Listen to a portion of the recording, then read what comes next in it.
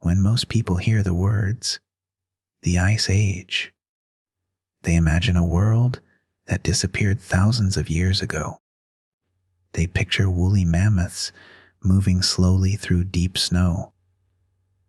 They see enormous glaciers stretching across entire continents, while small groups of humans struggle to survive beneath gray and frozen skies. In this familiar version of the past, nearly everything is covered with ice, the winters seem endless, and warmth is rare. Then the glaciers retreat, the mammoths vanish, forests return, and the modern world begins. It is a simple story, and it appears to make perfect sense. The climate outside our windows does not resemble the frozen world shown in museums, films, and illustrations. Most people today live far from any great ice sheet. Cities, roads, farms, and forests now occupy places that were once buried beneath immense masses of ice. Summer returns every year. Rain falls where snow and glaciers once dominated. From an ordinary human perspective, the Ice Age clearly seems to belong to the distant past. But that familiar story hides a surprisingly important misunderstanding. What ended thousands of years ago was not necessarily the Ice Age itself. What ended was one especially cold phase within a much longer period of Earth's history. The difference may sound small, but it changes the entire way we understand the world around us. In everyday conversation, the phrase Ice Age usually means a time when glaciers covered enormous parts of the northern hemisphere. It refers to the age of mammoths, frozen plains, and vast continental ice sheets. That is the version most of us first encounter as children, and it remains deeply fixed in popular imagination. Scientists, however, use the term more carefully. An ice age is not simply a brief episode of unusually cold weather. It is not one winter that lasts for centuries, and it is not a single continuous period during which the entire planet remains frozen. Instead, an ice age is an extremely long interval in Earth's history during which substantial permanent ice exists on the planet, especially in the polar regions. Within that broad interval, the climate can repeatedly shift between colder phases and warmer phases. During the colder phases, glaciers expand. Thick ice sheets move across large areas of land. Sea levels fall as enormous amounts of water become locked inside continental ice. Regions that are now green and fertile may become windswept tundra or disappear beneath ice hundreds or even thousands of meters thick. During the warmer phases, the ice retreats, temperatures rise, forests move northward, rivers change direction, coastlines shift, and areas once crushed beneath glaciers slowly become habitable again. But the presence of a warmer phase does not automatically mean that the entire ice age has ended. It may simply mean that the planet has entered an interglacial period, a relatively warm interval between much colder glacial periods. And that is where we are today. We are not living at the height of a great glaciation. Vast ice sheets no longer cover Canada, the northern United States, Britain, Scandinavia, and much of northern Europe. The enormous glaciers that once transformed those landscapes have retreated. Yet major permanent ice sheets still exist in Greenland and Antarctica. Mountain glaciers also remain across many parts of the world. Earth has not returned to a completely ice-free condition. For this reason, scientists can describe the present as a warm interglacial interval within a longer ice age. The idea feels strange because our understanding of climate is shaped by the length of a human lifetime. A cold winter can feel long to us. A decade of unusual weather can seem enormous. Even a century stretches beyond the experience of almost every individual person. But geological time moves on a completely different scale. Earth is more than 4.5 billion years old. Continents drift, oceans open and close, mountain ranges rise and gradually wear away. Entire species appear, spread across the planet, and disappear. Against that immense background, 10,000 years can be a relatively brief interval. Human civilization, as we recognize it today, developed during this warm period. Agriculture expanded. Villages became towns, and towns became cities. Kingdoms and empires rose. Written languages appeared. Trade routes crossed continents and oceans. Almost everything we call recorded history has taken place during the present interglacial, because this warmer climate has surrounded human civilization for so long, it feels normal and permanent.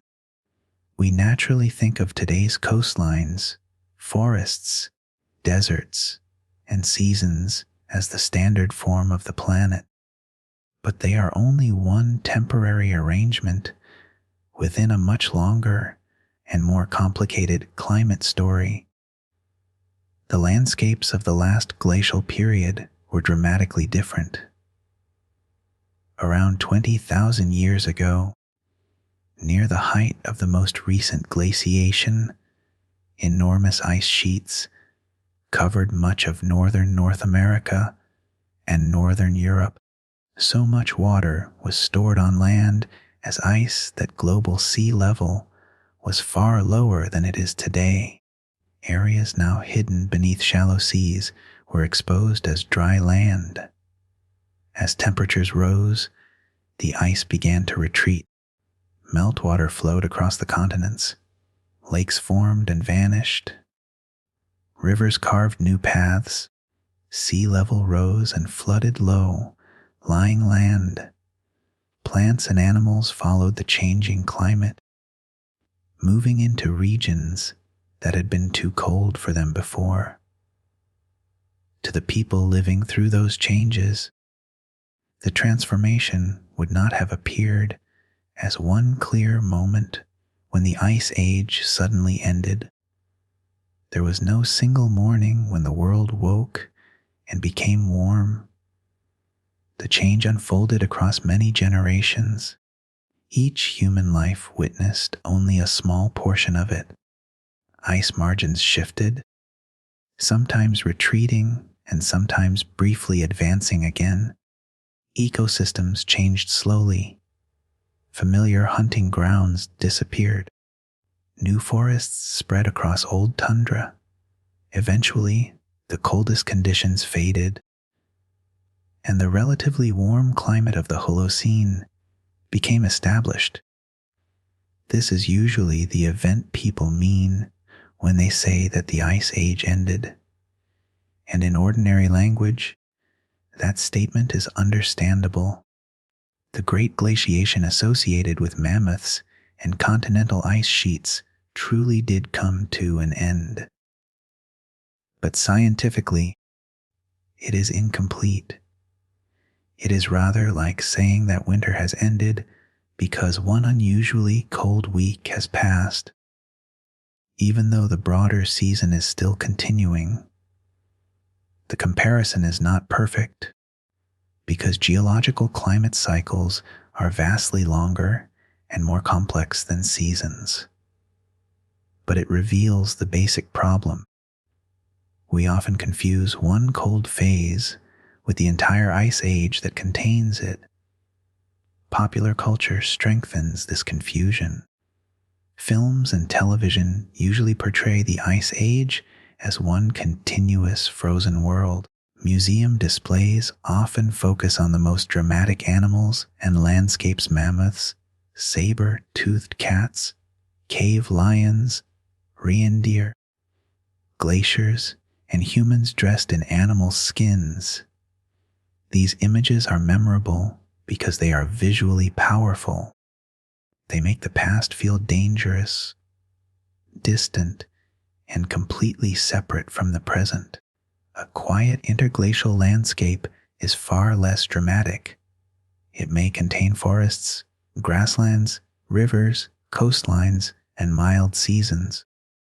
It may even look surprisingly familiar. Yet both the cold glacial landscape and the warmer interglacial landscape can belong to the same larger ice age. The Earth does not need to be buried completely beneath snow for an ice age to exist. In fact, even during the coldest recent phases, much of the planet remained free of permanent ice. Tropical regions did not become endless frozen wastelands. Life continued across forests, grasslands, deserts, coastlines, and oceans. The most dramatic changes were concentrated in particular regions, especially at higher latitudes and in mountainous areas. This matters because the words we use shape the questions we ask. When we assume the Ice Age is entirely over, Greenland and Antarctica may seem like isolated leftovers from a vanished world. But when we understand that Earth remains within a broader ice age, those ice sheets take on a different meaning. They are not merely remnants placed outside the modern climate system. They are part of the reason the current geological period can still be described as an ice age at all. This does not mean that the climate is stable. The planet is warming, and the great ice sheets are losing mass. Arctic sea ice is shrinking, mountain glaciers are retreating, and the consequences are already measurable. Saying that we are still living in an ice age does not contradict modern global warming. The two statements describe different things and operate across different timescales. One describes the broad geological condition of a planet that still possesses major permanent ice sheets. The other describes the rapid warming now taking place within that condition. Both can be true at the same time. That is the first idea we need to understand before continuing deeper into the story. The age of mammoths has ended. The enormous northern ice sheets have retreated. The landscapes familiar to prehistoric humans have transformed beyond recognition. But the larger ice age may not have ended at all. We may simply be living through one of its warmer chapters. To understand why the Ice Age has not truly ended, we first need to understand what scientists mean when they use that term. In ordinary language, an ice age sounds like a world completely overwhelmed by cold. The phrase suggests endless winter, frozen oceans, and continents buried beneath snow. It seems to describe the most extreme climate Earth could possibly experience. But the scientific meaning is broader and more precise. An ice age is a long interval in Earth's history during which large, permanent bodies of ice remain on the planet's surface. These may include continental ice sheets, polar ice caps, and widespread mountain glaciers. The key word is permanent. Seasonal snow does not make an ice age. A frozen lake in winter does not make an ice age. Even a century of unusually cold weather would not necessarily qualify. The ice must remain through the warmer seasons and persist across very long spans of geological time. Today, Earth still possesses two enormous continental ice sheets. One covers most of Greenland, the other covers nearly all of Antarctica. Together, they contain most of the planet's land-based ice. Their continued existence is one of the clearest reasons that scientists can still describe Earth as being within an ice age. This does not mean that every part of the planet is cold. An ice age can contain tropical rainforests, hot deserts, warm oceans, and regions where snow rarely falls. It can also include long periods when global temperatures are considerably warmer than they were during the Great Mammoth-filled landscapes of the recent past. The defining feature is not that the entire planet remains frozen. It is that substantial permanent ice exists, especially at the poles, and that the climate system is capable of moving between colder glacial phases and warmer interglacial phases. This distinction is essential. An ice age is the larger geological framework. A glacial period is one of the colder chapters within it. An interglacial period is one of the warmer chapters. Imagine an enormous book containing many different sections. Some chapters describe expanding glaciers, falling sea levels, and cold, dry grasslands. Other chapters describe retreating ice, rising seas, spreading forests, and warmer conditions. The entire book is the Ice Age. The individual cold and warm chapters are the glacial and interglacial periods. We are currently living in one of the warmer chapters. Scientists call the present interglacial the Holocene. It began roughly 11,700 years ago. After the end of the most recent glacial period, the Holocene has included the entire rise of agriculture, the construction of the first large cities, the development of written history, and nearly every civilization familiar to us. From a human perspective, it feels incredibly long. From a geological perspective, it is relatively brief. The deeper climate system that produced the great ice sheets of the past has operated over hundreds of thousands and millions of years. During that time, the planet has repeatedly moved between colder and warmer states. The ice has expanded and contracted many times. During a glacial period, average global temperatures fall.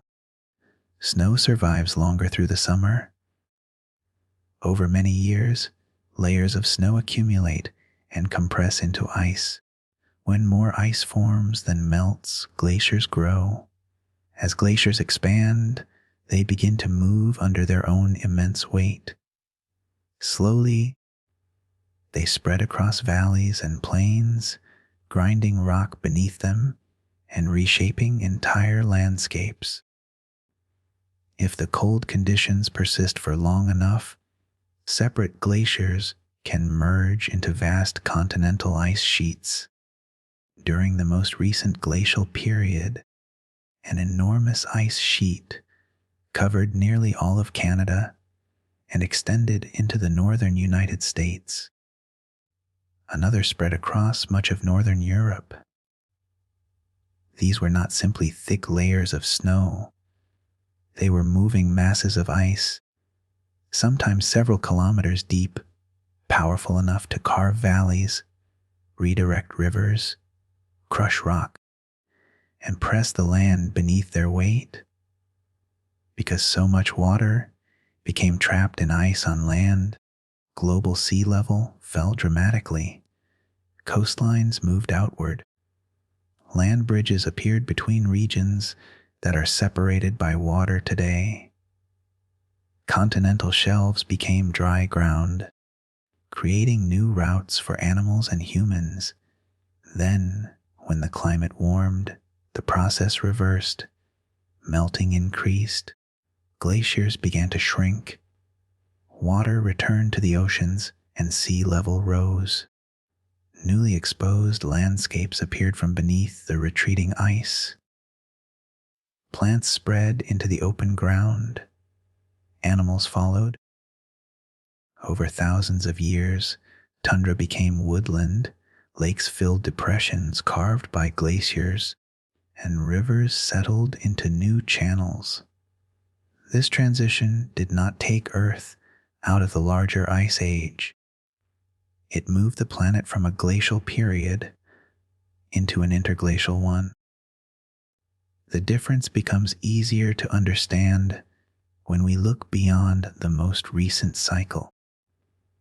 Earth has experienced several major ice ages during its long history. Some occurred hundreds of millions of years ago, long before humans, mammoths, or even dinosaurs existed. At times, ice may have extended far closer to the equator than it does today.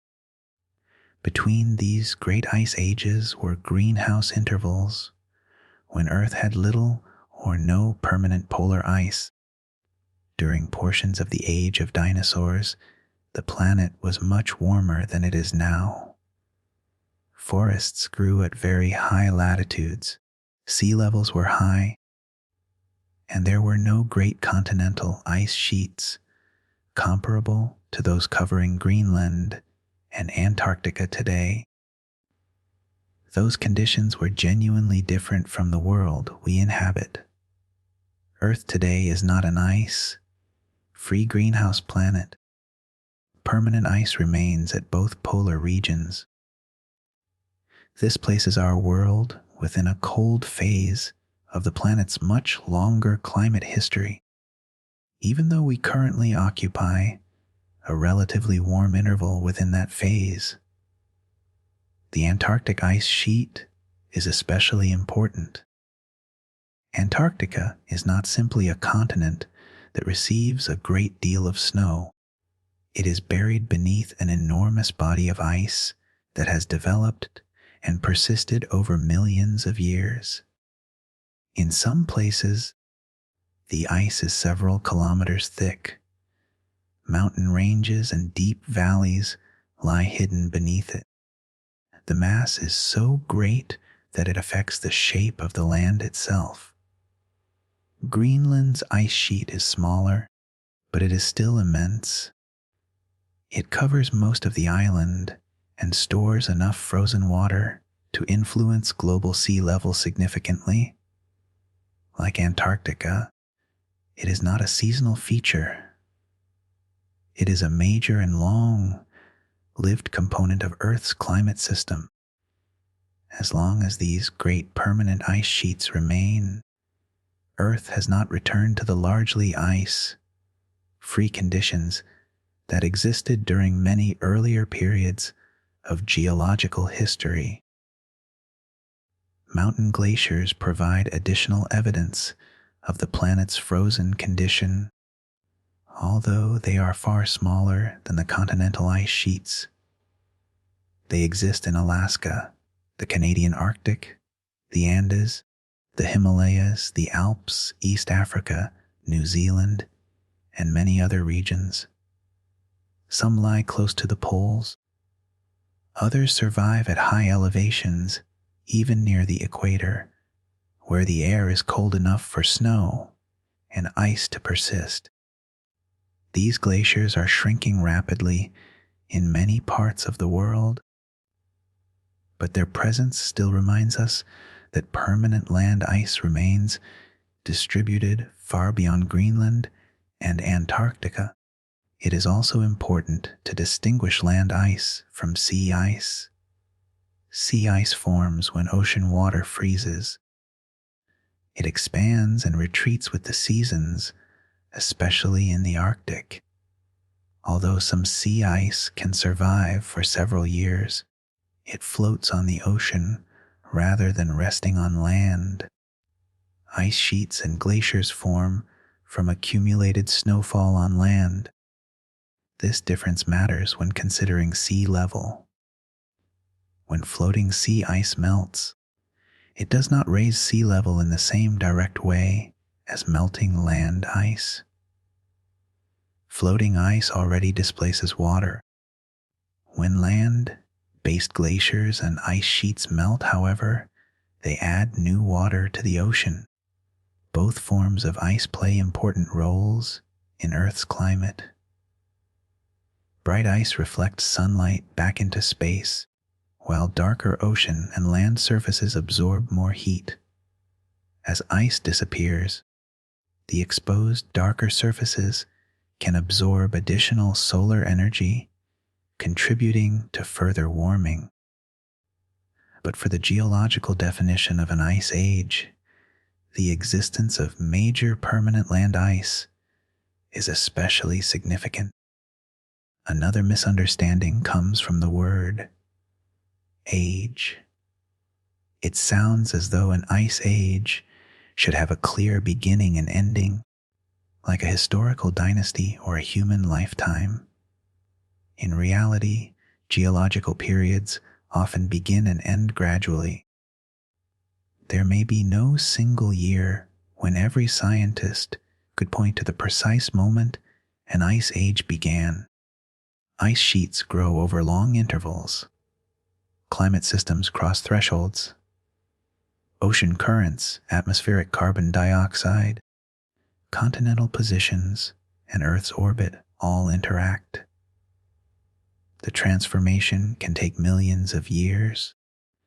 The same is true of the end of an ice age. An ice age would not necessarily finish when one glacier retreats or when one warm period begins. It would end when the planet lost the large permanent ice sheets that define the broader cold state. That has not happened. Greenland and Antarctica still remain ice-covered despite the rapid warming of the modern climate. This leads to a fact that may initially seem contradictory.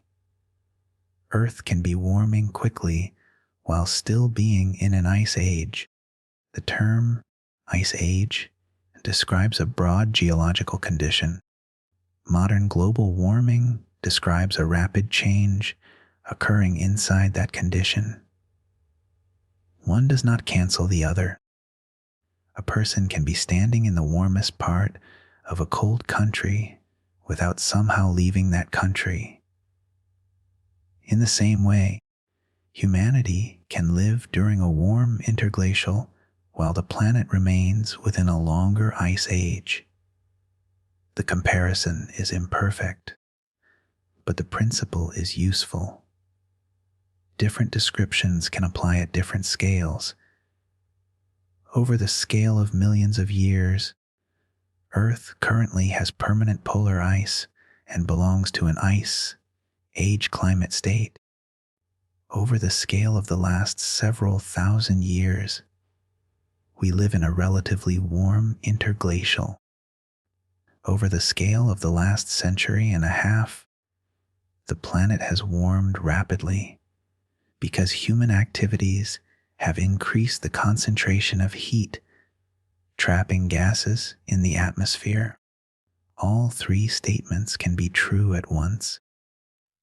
This layered understanding is important because Earth's climate does not operate according to one simple clock. Some changes unfold over days or seasons. Others take centuries, millennia, or millions of years.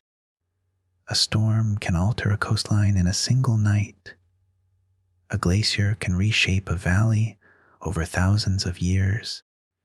The movement of continents can change ocean circulation over tens of millions of years. When scientists describe an ice age, they are looking at the largest of these scales. They are asking whether the planet possesses long-lived permanent ice sheets and whether the broader climate system remains in a state where glacial and interglacial periods occur. By that definition, the evidence is clear. We are not living in the frozen landscape of the last glacial period, but neither are we living on an ice-free Earth. We occupy an unusual middle ground, a warm human world surrounded by the surviving architecture of a much colder planet. The ice sheets at the poles are not decorative remnants of ancient history. They are active parts of the present climate system. They influence ocean circulation, reflect solar energy, preserve records of ancient atmospheres, and hold enough water to reshape every coastline on Earth if they were lost. They also reveal the answer to the central question of this story. The last great glaciation ended. The larger ice age did not. The words ice age, glacial period, and interglacial period are often used as though they mean the same thing. They do not. Understanding the difference between them is the key to understanding why the ice age can continue even while most of us live in a relatively warm world. An ice age is the largest and longest of these climate intervals. It can last for millions of years. During an ice age, Earth possesses large and persistent ice sheets, usually in the polar regions. The planet does not remain equally cold throughout that entire time. Instead, the climate shifts repeatedly between colder and warmer phases. The colder phases are called glacial periods. The warmer phases are called interglacial periods. Both occur inside the same ice age. This means that an ice age is not one single uninterrupted frozen event.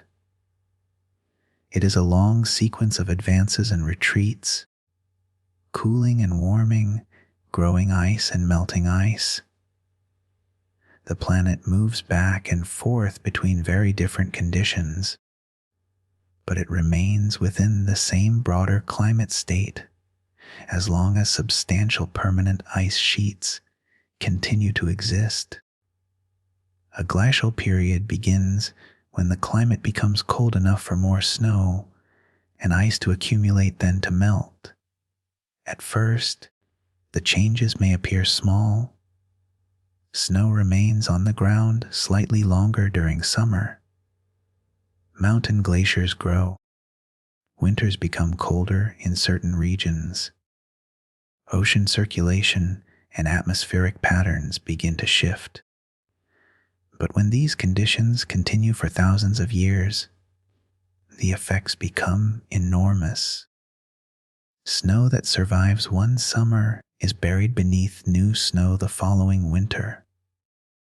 Over time, the lower layers are compressed, air is forced out, and the snow gradually transforms into dense glacial ice. As the ice thickens, gravity causes it to move. Glaciers begin to flow outward from the regions where snow accumulates. They descend through mountain valleys and spread across lowlands. Separate glaciers may eventually merge into enormous ice sheets covering millions of square kilometers.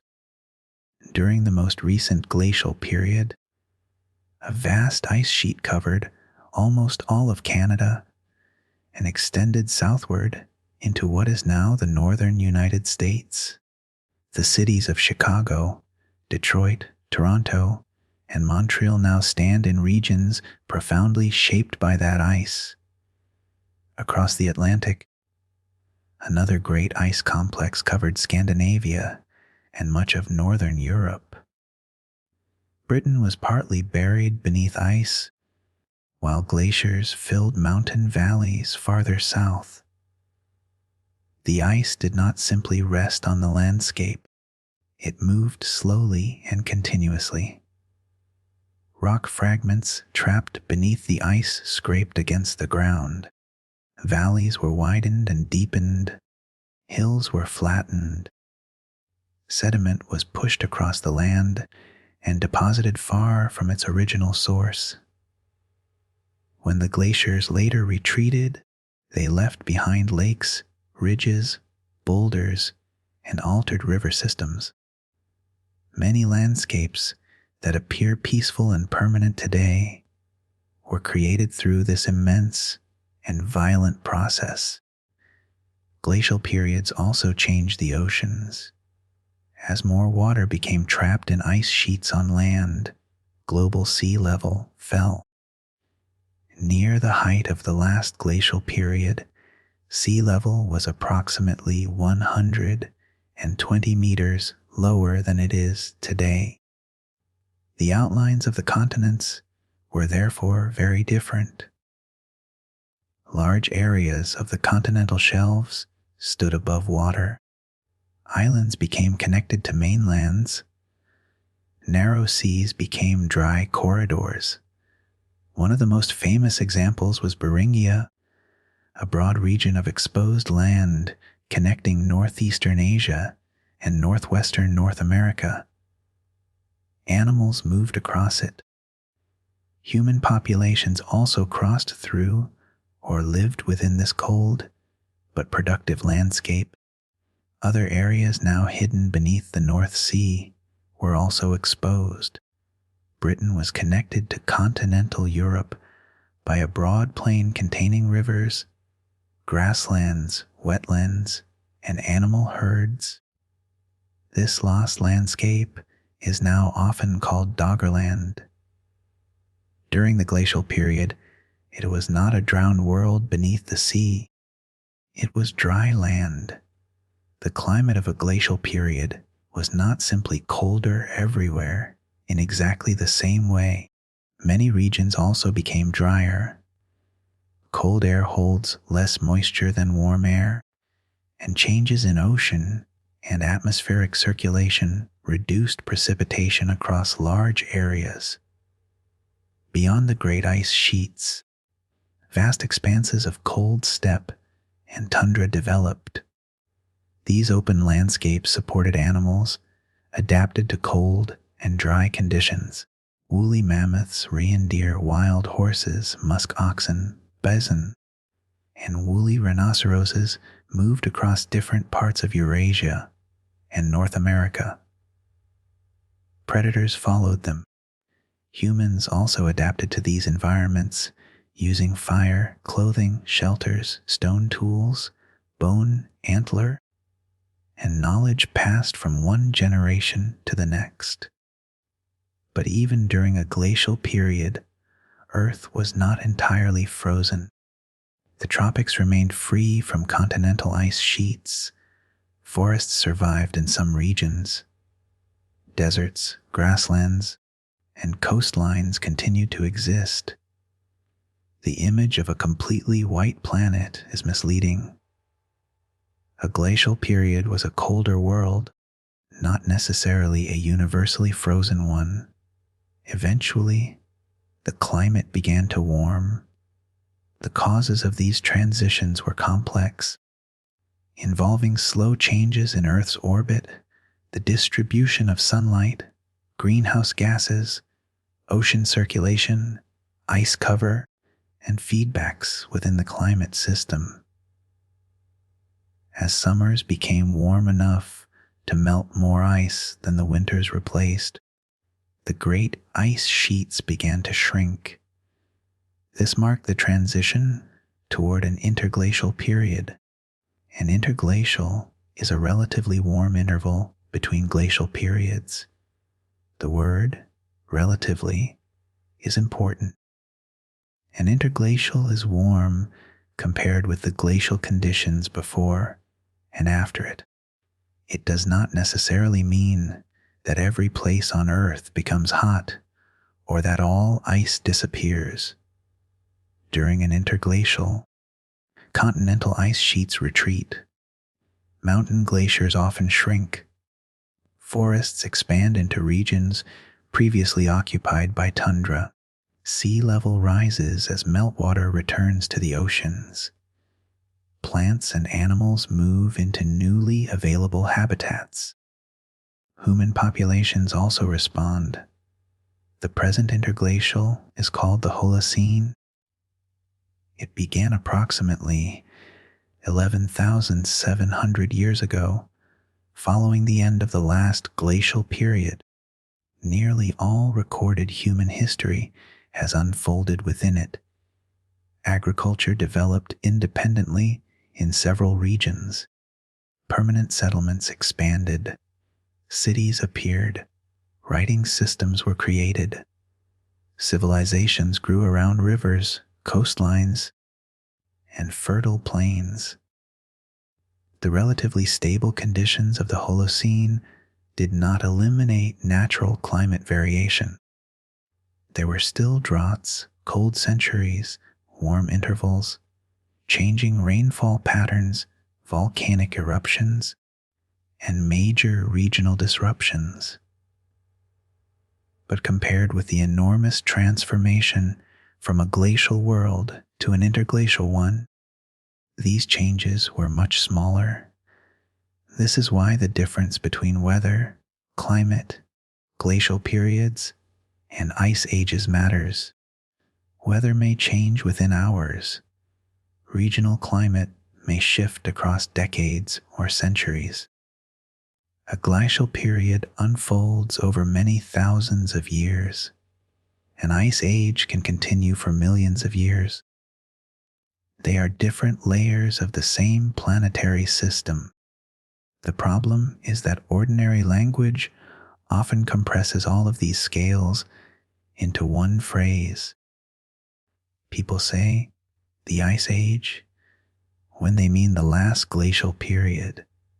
They imagine the maximum extent of the ice sheets, even though those extreme conditions occupied only part of the much longer Ice Age. This is understandable. The coldest phase produced the most dramatic images. Enormous glaciers, mammoths, and human survival on frozen plains are far more memorable than a technical discussion of geological time. But the distinction is scientifically important. Consider the present day. We are living in an interglacial period because the climate is warmer and the great northern ice sheets have retreated. But we are still living within an ice age because major permanent ice sheets remain in Antarctica and Greenland. The warm interval and the broader ice age are not opposites. One exists inside the other. The confusion becomes even greater because scientists sometimes use the word glaciation in more than one related way. It may describe the process by which glaciers expand. It may also refer to a specific cold interval when ice sheets become more extensive. In everyday speech, that cold interval is often called an ice age, even though the more precise term is glacial period. The phrase last ice age therefore commonly refers to the most recent glacial period. This usage is widespread and not necessarily wrong in an informal context, but it can create the mistaken impression that the planet entered an ice age, remained frozen for a while, and then completely left it when the glaciers retreated. The geological story is more complicated. The current ice age began long before the last glacial period. Within it, many glacial and interglacial cycles have occurred, Ice sheets have expanded and retreated repeatedly. The world of the last glacial maximum was only one particularly cold moment in this much longer sequence. Scientists reconstruct these past cycles using many forms of evidence. Ice cores taken from Greenland and Antarctica contain layers of ancient snow compressed into ice. Small bubbles trapped inside those layers preserve samples of the atmosphere from the distant past. Scientists can measure gases such as carbon dioxide and methane and compare them with indicators of ancient temperature. Ocean sediments provide another record. Tiny marine organisms build shells using elements from seawater. When they die, their remains settle on the ocean floor. Changes in the chemical composition of these shells reveal information about past temperatures and the amount of water stored in ice sheets. Pollen preserved in lake sediments shows how vegetation changed. Corals record past sea levels. Caves preserve mineral layers whose chemistry reflects rainfall and temperature. Glacial landforms reveal where ice once moved, while large boulders transported far from their original bedrock show the paths taken by ancient glaciers. Together, these records reveal a repeating pattern. Cold glacial phases lasted for tens of thousands of years. They were interrupted by shorter warm interglacial periods. Over roughly the last 800,000 years, the dominant rhythm has been close to one major cycle every 100,000 years. Although the pattern was not perfectly regular, the transitions were also not smooth. Climate could change abruptly in certain regions, even while the broader movement from glacial to interglacial conditions unfolded over thousands of years. Ice sheets sometimes paused during their retreat. In some places, they advanced again temporarily. Ocean currents reorganized. Meltwater entered the seas in enormous pulses. Temperatures rose and fell unevenly across different parts of the world. The end of a glacial period was therefore not a simple, steady thaw. It was a complicated transformation involving ice, oceans, atmosphere, vegetation, and life. The beginning of the Holocene did not erase that history. The evidence remains visible across the modern landscape. The Great Lakes occupy basins shaped and deepened by glaciers. Long Island and Cape Cod contain sediments deposited near the edges of former ice sheets. The fjords of Norway, Greenland, Alaska, and other regions were carved by glaciers moving through mountain valleys. Smooth rock surfaces, deep scratches, isolated boulders, and broad U-shaped valleys all preserve traces of past ice. Even the soil beneath farms and cities may contain material carried and deposited by glaciers thousands of years ago. We live on a landscape built partly by the glacial world. Yet because the ice has retreated from most populated regions, its presence feels remote. The remaining ice sheets are concentrated in Greenland and Antarctica, far from the daily lives of most people. This geographical distance makes it easier to imagine that the frozen age is completely over. But the distinction between a glacial period and an ice age shows why that conclusion is incorrect. The last glacial period ended. The present interglacial began. The larger ice age continued. This does not guarantee that another glacial period will arrive according to a simple schedule. Earth's climate is influenced by many factors, and human greenhouse gas emissions have already altered its natural trajectory. Scientists do not describe the future as a mechanical clock counting down toward the next great advance of the ice, but the definitions themselves remain clear. A glacial period is a colder interval marked by expanding ice. An interglacial period is a warmer interval marked by retreating ice. An ice age is the long geological interval that contains both. Once these three ideas are separated, the apparent contradiction disappears. The ice age did not have to end when the mammoths vanished. It did not have to end when forests returned to northern Europe. It did not have to end when humans began farming or building cities. Those events occurred because the planet entered a warmer interglacial chapter. But the larger book remained open, and we are still living inside it. If the present ice age is still continuing, when did it actually begin? The answer depends partly on how broadly we use the term. Earth's present long-term cold climate did not appear in a single moment. It developed gradually through several major stages. The first great step occurred tens of millions of years ago when permanent ice began forming across Antarctica. A later and especially important stage began about 2,600,000 years ago, when large ice sheets started repeatedly expanding across the northern hemisphere. This younger stage is known as the Quaternary period. It continues today.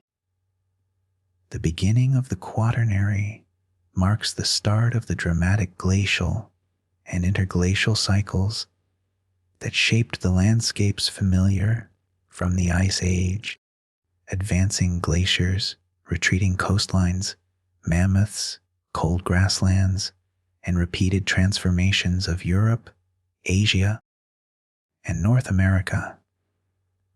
But to understand how Earth reached this point, we must travel much farther into the past.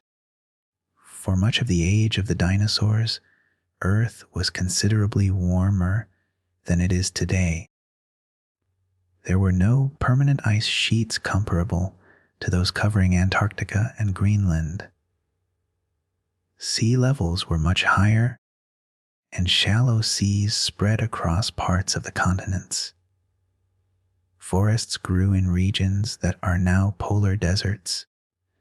Even after the dinosaurs disappeared, the planet remained warm for millions of years. During the early Cenozoic era, forests extended into the high Arctic.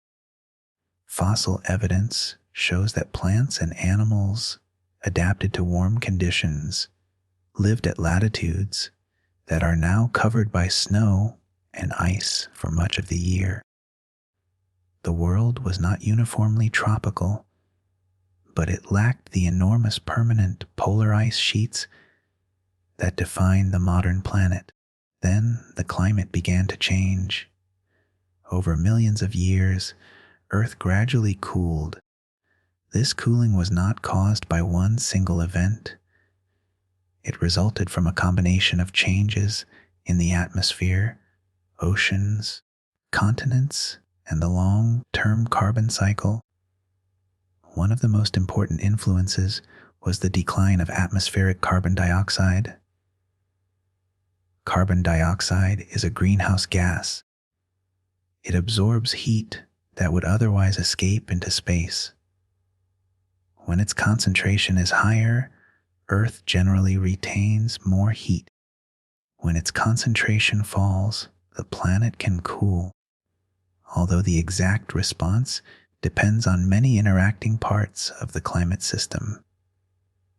Over geological time, carbon dioxide enters and leaves the atmosphere through natural processes. Volcanoes release it. Weathering removes it. Oceans absorb and release it.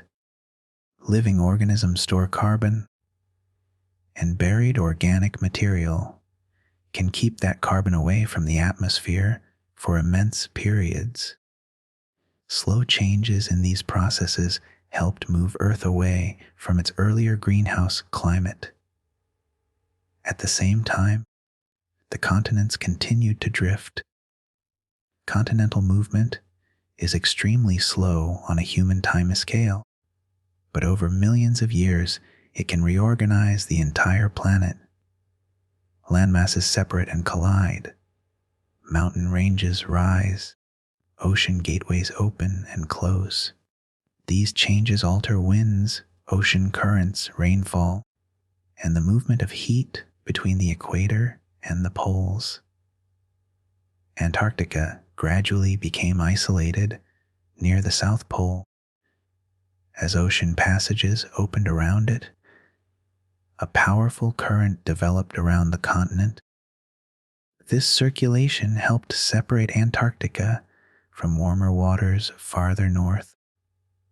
Combined with falling carbon dioxide levels and other climate changes, this isolation allowed large amounts of ice to begin accumulating. Around 34 million years ago, near the boundary between the Eocene and Oligocene epochs, a major Antarctic ice sheet developed. This was one of the greatest climate transitions of the Cenozoic era. The planet had entered a new state. For the first time in many millions of years, a continent-sized body of permanent ice existed at one of Earth's poles. Yet the world had not reached the familiar Quaternary Ice Age. Antarctic ice expanded and contracted over the following millions of years. Global temperatures continued to vary. At times the ice sheet became smaller, and at other times it grew. The northern hemisphere, meanwhile, remained largely free of the enormous continental ice sheets that would later cover Canada, Scandinavia, and northern Europe. The next major transformation came much later. By several million years ago, Earth had cooled further, mountain ranges had risen, ocean circulation had changed. Atmospheric carbon dioxide was lower than it had been during the earlier greenhouse world. Northern hemisphere winters were cold enough for snow to accumulate in many regions. But cold winters alone were not sufficient to create vast ice sheets. The survival of snow through summer was even more important. A region can receive enormous snowfall in winter, yet fail to produce a glacier if all that snow melts during the warm season. For an ice sheet to grow, some snow must survive the summer. The surviving snow is then buried beneath new layers during the following winter.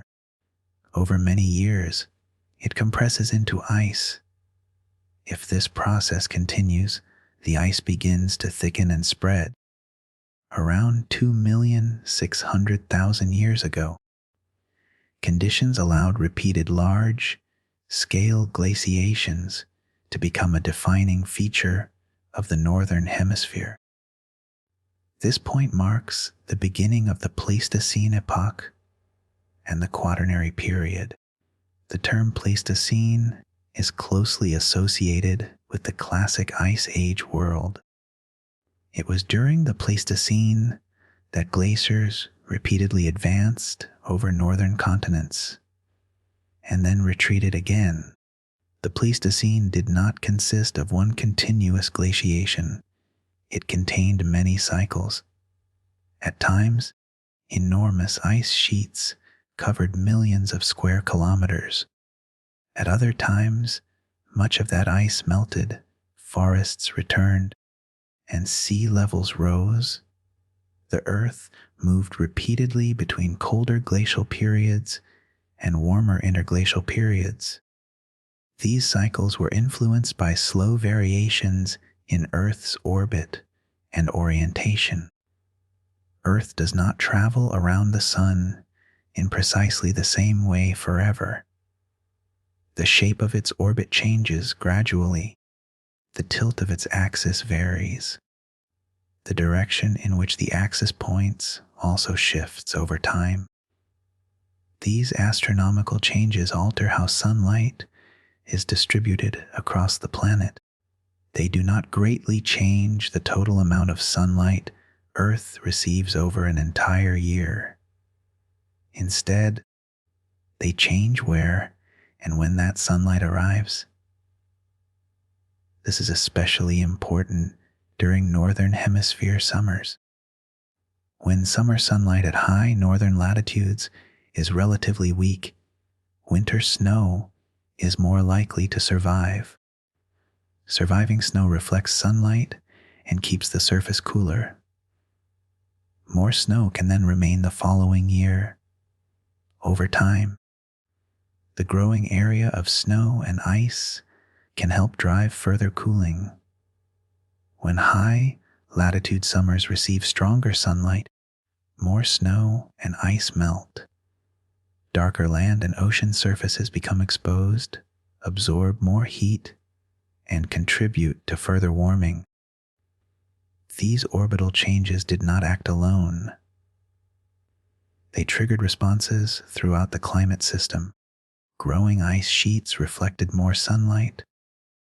Ocean currents changed. Vegetation shifted. Carbon dioxide and methane concentrations rose and fell. Dust moved through the atmosphere. Each change influenced the others. The result was a complex system capable of producing enormous climate transformations from relatively gradual changes in Earth's orbit.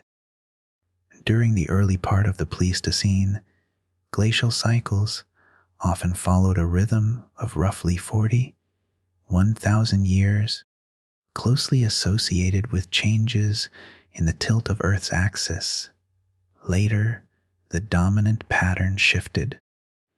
Over approximately the last 800,000 years, major glacial cycles have generally occurred about every 100,000 years. Scientists continue to study exactly why this change happened. The orbital variations themselves did not suddenly become completely different. Instead, the climate system appears to have changed the way it responded to them. Ice sheets may have become larger and more stable. The amount of carbon dioxide in the atmosphere may have played a role. The gradual removal of loose sediment beneath glaciers may also have changed how easily ice could spread across the land. The details remain an active area of research. What is clear is that the later Pleistocene produced some of the largest northern hemisphere ice sheets of the entire Quaternary. One great ice sheet repeatedly grew across North America.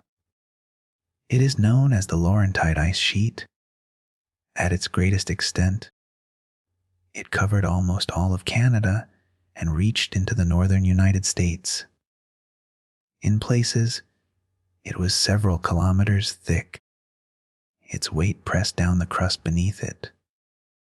Even today, thousands of years after the ice melted, parts of Canada and the northern United States are still slowly rising as the land continues to recover. Another major ice sheet covered parts of western North America, especially the mountainous regions closer to the Pacific coast. Across Europe, the Scandinavian ice sheet expanded over Scandinavia, the Baltic region, and parts of northern Europe. Britain and Ireland also experienced extensive glaciation. Mountain glaciers grew in the Alps, the Himalayas, the Andes, and many other ranges. Yet every major glaciation eventually gave way to warmer conditions. The ice retreated, sea levels rose, plants and animals returned to the newly exposed land. Then, after thousands of years, the climate began cooling again. This repeated pattern shaped evolution. Animals adapted to cold environments spread across the northern continents. Some developed thick fur, large bodies, and other features that helped them conserve heat. Mammoths, woolly rhinoceroses, reindeer, musk oxen, cave lions, and many other species became part of the Pleistocene world. Human evolution also unfolded within this changing climate. Early members of the human lineage had appeared long before the Quaternary began. But during the Pleistocene, several human species spread into new environments across Africa, Asia, and Europe. They encountered changing coastlines, shifting deserts, expanding grasslands, and repeated periods of cold. They learned to make new tools, use fire, construct shelters, hunt different animals, and survive in increasingly varied landscapes. Modern humans eventually emerged during this same epoch. Our species did not enter a stable and unchanging planet. We developed in a world of repeated climate transitions. The rise and fall of ice sheets opened migration routes and later flooded them. Deserts expanded and contracted. Forests disappeared from some regions and returned to others. Human populations moved, separated, met again, and adapted. The Ice Age was therefore not simply a background to human history. It helped shape the environments in which that history began. The Quaternary also transformed the physical surface of the continents. Glaciers carved deep valleys through mountain ranges. They created basins that later filled with water. They transported enormous quantities of sediment and left ridges marking the positions of former ice margins. The Great Lakes of North America occupy basins heavily modified by glacial erosion. The fjords of Norway, Greenland, Alaska, and other regions were carved by glaciers moving toward the sea. Large boulders were carried far from their original bedrock and deposited across unfamiliar landscapes. Even areas that were never covered by ice were affected.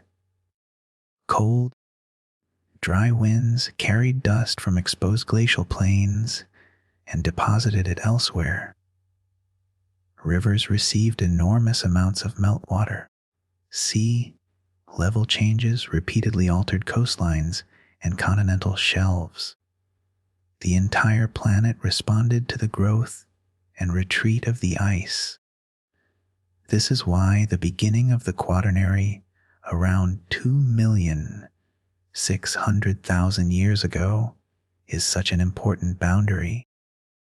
It marks the beginning of the world dominated by repeated northern hemisphere glaciations.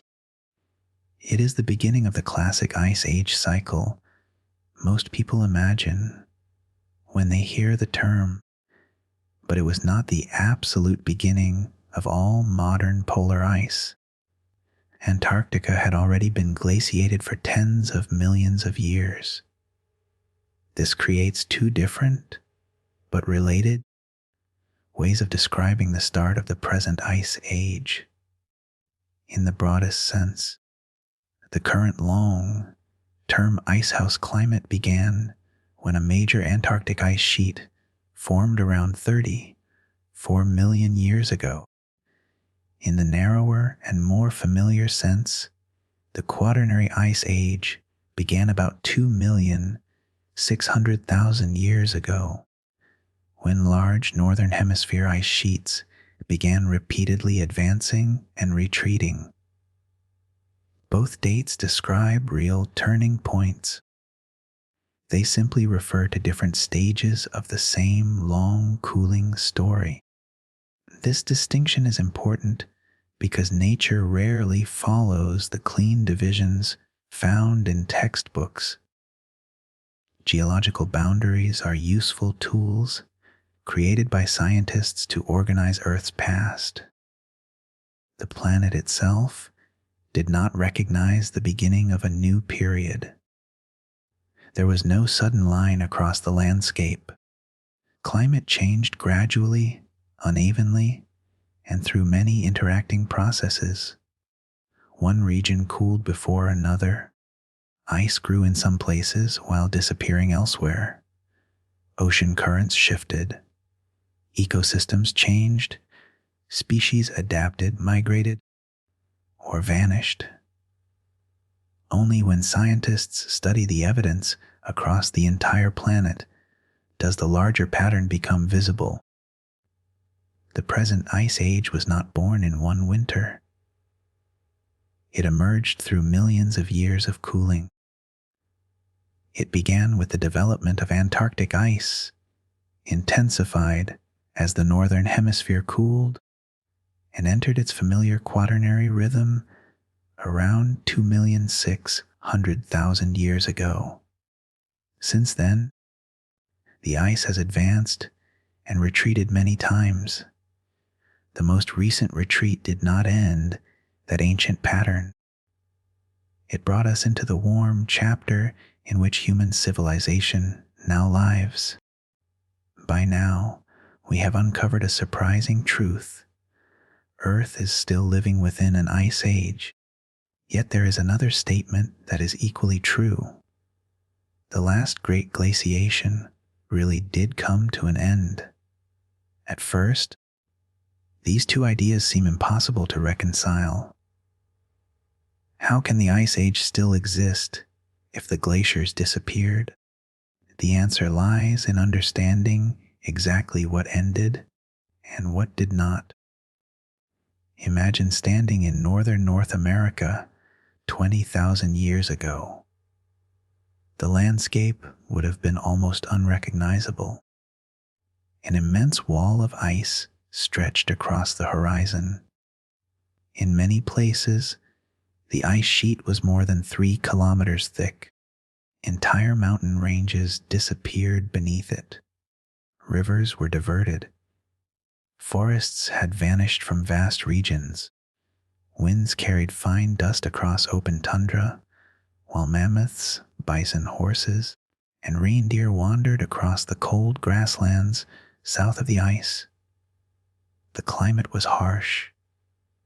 Summers were short. Winters were long.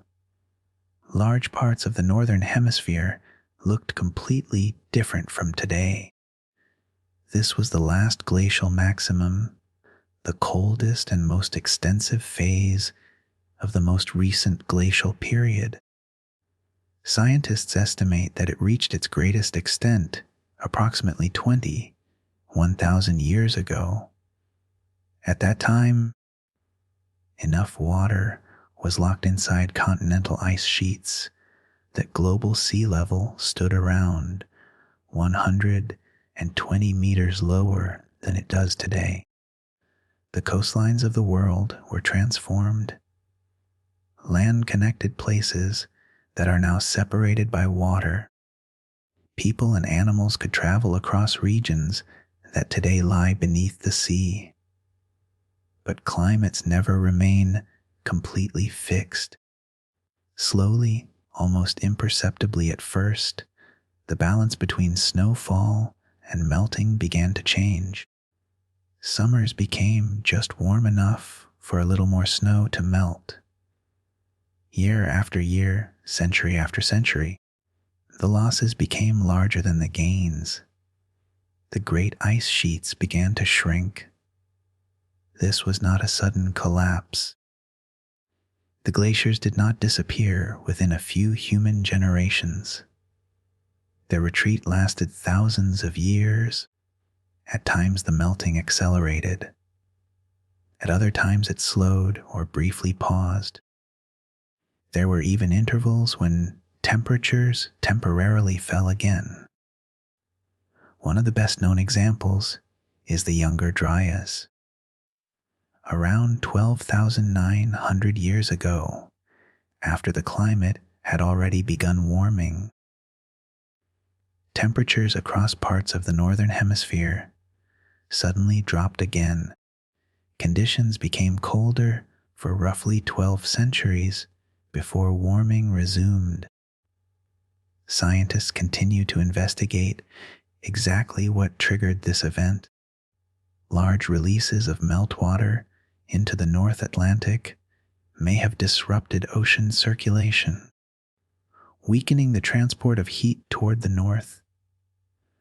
Other processes may also have contributed. Whatever the precise cause, the Younger Dryas reminds us that climate change is rarely smooth. Earth can warm overall while still experiencing abrupt regional reversals. Eventually, however, the warming continued. By about 11,700 years ago, the Younger Dryas ended, and the present interglacial, the Holocene, officially began. This moment is often described as the end of the last ice age, and in everyday language, that description is understandable. The great continental glaciers that had dominated the northern hemisphere were retreating rapidly. The enormous Laurentide ice sheet covering Canada and parts of the United States gradually broke apart. The Scandinavian ice sheet also melted away. As the glaciers withdrew, they left behind an entirely new landscape. Freshwater lakes filled enormous depressions carved by the ice. The Great Lakes of North America gradually took shape. Rivers established new courses. Moraines, eskers, drumlins, and countless other glacial landforms remained scattered across the continents. Plants quickly began reclaiming the exposed ground. At first came hardy grasses and shrubs. Then forests spread northward. Animals followed the changing vegetation. Species that preferred warmer climates expanded into regions that had been too cold only a few thousand years earlier. Humans adapted as well. Communities that had once hunted across open tundra found themselves living among expanding forests. Coastlines shifted as rising seas flooded low-lying land. Entire landscapes disappeared beneath the ocean. Doggerland, which had once connected Britain to mainland Europe, slowly vanished beneath rising waters. Beringia also disappeared as sea level rose between Asia and North America.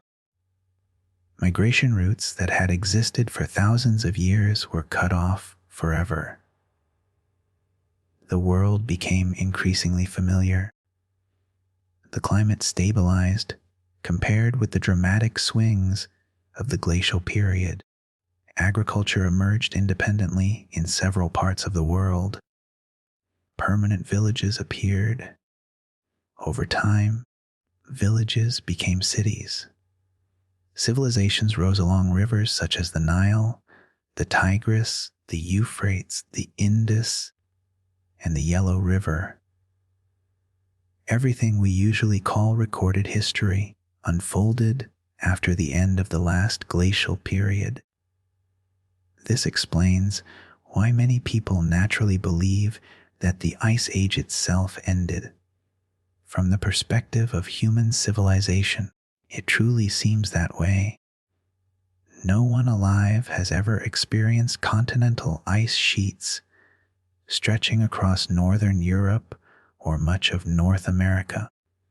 The world in which our cultures developed has always been relatively warm. Our normal is the Holocene. Our memory begins after the glaciers retreated. But geology tells a longer story.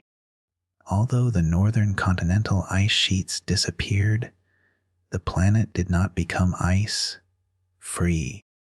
The Antarctic ice sheet remained. The Greenland ice sheet remained. Mountain glaciers survived in many parts of the world. The defining characteristics of an ice age climate did not vanish. Only the most recent glacial phase came to an end. This distinction becomes easier to understand if we compare it with the seasons. Imagine a long winter that occasionally contains short periods of milder weather. When spring arrives, winter has ended. But if we instead imagine a climate with repeated winters and summers extending across millions of years, each individual winter is only one chapter within a much larger cycle. The comparison is not perfect because geological climate cycles are vastly more complex than Earth's annual seasons. Still, it illustrates the basic idea. The last glacial period ended, the Ice Age continued. Scientists know that the glaciers retreated because the evidence is everywhere. Moraines mark former glacier margins. Lake sediments preserve changing vegetation. Pollen records show forests replacing tundra. Ice cores reveal rapidly rising temperatures and changing atmospheric composition. Coral reefs record rising sea level. Ocean sediments preserve evidence of warming oceans. Together, these independent records tell the same story. The world warmed, ice retreated, sea levels rose, life expanded into newly available environments. One particularly dramatic consequence of the melting glaciers involved Earth's crust itself. Ice sheets weighing trillions of tons had pressed the land downward. When that enormous weight disappeared, the crust began rising again. This process, known as isostatic rebound, continues today. Parts of Canada and Scandinavia are still slowly lifting upward thousands of years after the ice disappeared. The land is literally recovering from the weight of the glaciers. The retreat of the ice also altered ocean circulation. Fresh water poured into the seas, new coastlines formed. Marine ecosystems adjusted to changing temperatures and salinity. The climate system reorganized itself into the relatively stable state that characterized most of the Holocene. Even then, the climate never stopped changing entirely. There were cooler centuries. There were warmer centuries. Volcanoes temporarily cooled the atmosphere. Solar activity varied. Regional rainfall shifted. Human societies experienced droughts, floods, crop failures, and changing weather patterns. But compared with the enormous difference between a glacial world and the Holocene, these variations were relatively modest. This stability became one of the foundations of civilization. Reliable growing seasons encouraged agriculture. Permanent settlements became possible. Population increased. Trade expanded. Writing developed. The rise of civilization was not caused solely by climate, but the relatively stable conditions of the Holocene certainly provided an environment in which complex societies could flourish. Ironically, this success also made it easier for us to forget the true scale of Earth's climate history.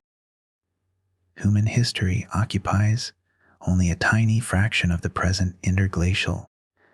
The entire Holocene occupies only a tiny fraction of the Quaternary Ice Age, and the Quaternary itself represents only a small chapter within Earth's much longer geological history. Seen from that perspective, the retreat of the last great glaciers becomes one event within a much larger narrative. It was enormously important. It reshaped continents. It transformed ecosystems. It opened the door to agriculture and civilization. But it did not erase the great polar ice sheets. Those still remain. That is why scientists speak so carefully. If someone says, the last glacial period ended about 11,700 years ago, the statement is correct. If someone says, the great continental ice sheets retreated after the last glacial maximum, that is also correct. If someone says, human civilization developed during the present warm interglacial, that is correct as well.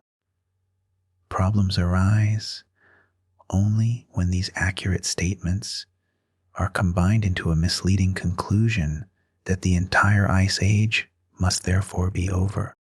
It is an understandable misunderstanding.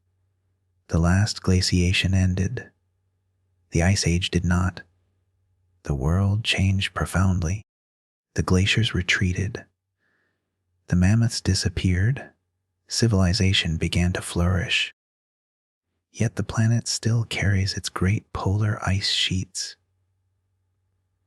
And as long as those permanent ice sheets endure, the deeper geological story remains unfinished.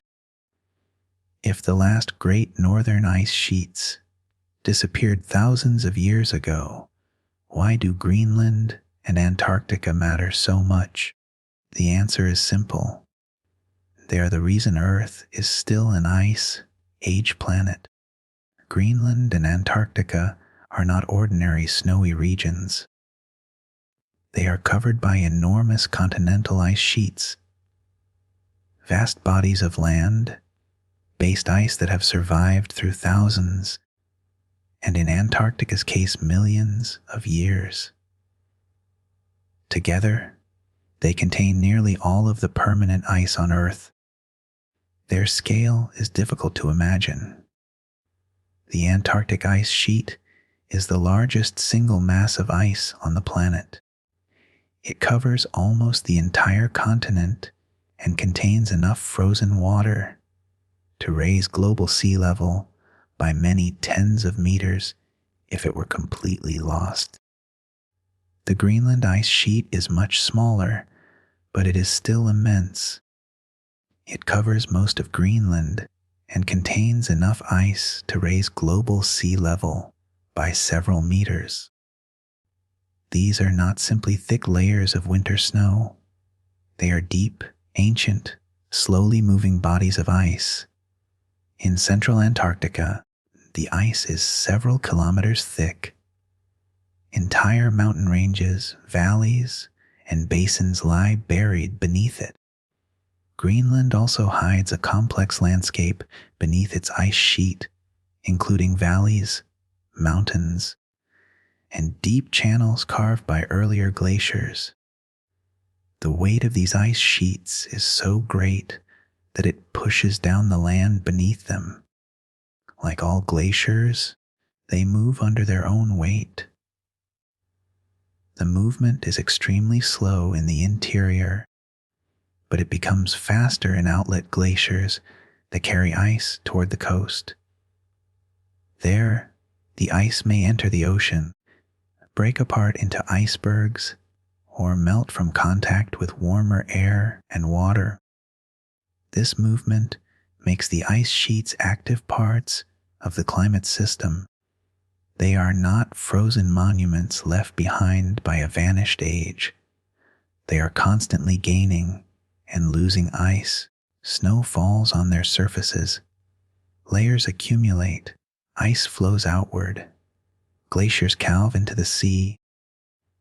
Melting occurs at the edges and, in some regions, beneath the ice. The balance between these gains and losses determines whether an ice sheet grows, shrinks, or remains relatively stable. For much of human history, these processes were invisible to most of the world. Greenland and Antarctica were distant, difficult to reach, and poorly understood. Today, satellites can measure changes in their height, mass, movement, and surface melt across enormous areas. These observations show that both ice sheets are losing ice in the modern warming climate. But even while they shrink, their existence continues to define the broader geological state of the planet. To understand why, it helps to imagine Earth without them. For long periods of geological history, there were no large permanent ice sheets at the poles. The planet was warmer, sea levels were much higher, forests reached into polar regions. The oceans and atmosphere circulated differently. That was not an ice age world. It was a greenhouse world. Earth today is colder than those ancient climates because enormous permanent ice sheets still exist. They reflect sunlight, store vast quantities of fresh water, influence sea level, and interact with the atmosphere and oceans. Their presence is not a minor detail. It helps define the entire planet. Antarctica is especially important because its ice sheet has existed for far longer than the northern ice sheets of the recent glacial periods. Large-scale Antarctic glaciation began roughly 34 million years ago. Since then, the ice sheet has expanded, contracted, and changed shape many times, but Antarctica has remained the great frozen center of the southern hemisphere. Its location near the South Pole helps it remain cold. The continent is surrounded by ocean, and powerful currents flow around it. The high elevation of the ice surface also contributes to the cold. As snow accumulates and the ice sheet thickens, the surface rises higher into the atmosphere where temperatures are lower. The ice itself reinforces the climate. Its bright surface reflects a large portion of incoming sunlight back into space. This is known as the ice albedo effect. Fresh snow is especially reflective. Dark ocean water or exposed rock absorbs much more solar energy. When ice expands, more sunlight is reflected, which can encourage further cooling. When ice retreats, darker surfaces are exposed, more energy is absorbed, and additional warming can follow. This feedback is one of the reasons polar ice can have such a powerful influence on climate. Antarctic also affects the oceans. Cold, dense water forms around the continent and sinks into the deep ocean. This helps drive global ocean circulation, moving heat, oxygen, nutrients, and carbon through the world's seas. The freezing of seawater leaves salt behind, making nearby water denser and helping it sink. These deep waters can remain far below the surface for centuries before eventually rising elsewhere. In this way, conditions around Antarctica influence oceans far beyond the southern hemisphere. Greenland plays a different but equally important role. Its ice sheet lies beside the North Atlantic, one of the most important regions for global ocean circulation. Fresh water released by melting Greenland ice enters the ocean and reduces the salinity of nearby seawater. Because fresher water is less dense, large additions of meltwater can affect the sinking of cold water in the North Atlantic. This process is connected to the broader system of currents that transports heat through the Atlantic Ocean. Scientists closely monitor Greenland for this reason. Its melting does not simply raise sea level. It can also influence regional ocean conditions and climate patterns. Greenland's surface responds strongly to summer temperatures. During warm years, melting spreads across larger areas of the ice sheet. Some meltwater flows into streams and rivers on the surface. Some drains through cracks and vertical shafts into the ice. This water may reach the bedrock below, where it can affect how quickly the ice moves. The interaction between surface melting, glacier flow, ocean temperatures, and snowfall makes Greenland's future complex. Antarctica is even more complicated. Much of the ice sheet rests on land above sea level, but large regions, especially in West Antarctica, are grounded on bedrock below sea level. In these areas, the ice can be vulnerable to warm ocean water reaching beneath floating ice shelves. Ice shelves are thick platforms of ice extending from the land into the ocean. Because they are already floating, their direct melting has little immediate effect on sea level. But they act like barriers, slowing the movement of glaciers behind them. When an ice shelf thins or breaks apart, the land-based ice can flow faster into the sea. That additional land ice does raise sea level. This is one reason scientists pay close attention to changes in Antarctic ice shelves. The stability of the ice sheet depends not only on air temperature, but also on the temperature and movement of the ocean around it. The sheer amount of water stored in these two ice sheets makes them central to the future of every coastal society. If Greenland melted completely, global sea level would rise by roughly 7 meters. If all Antarctic ice melted, the rise would be close to 60 meters. Such complete melting would require an immense amount of heat and would unfold over very long timescales, not within a few years or decades. But even a small fraction of that total loss would be enough to transform coastlines around the world. Cities, ports, river deltas, islands, wetlands, and agricultural regions would all be affected. This reveals another reason Greenland and Antarctica matter. They connect geological time with human time. The ice sheets formed over extremely long periods. Some layers of Antarctic ice preserve snowfall from hundreds of thousands of years ago. Yet changes occurring now can influence coastlines within a human lifetime. Ice cores taken from Greenland and Antarctica also preserve one of the most valuable records of Earth's past climate. Each year, snow falls and gradually becomes compressed into ice. Dust, sea salt, volcanic ash, and tiny bubbles of ancient air become trapped within the layers.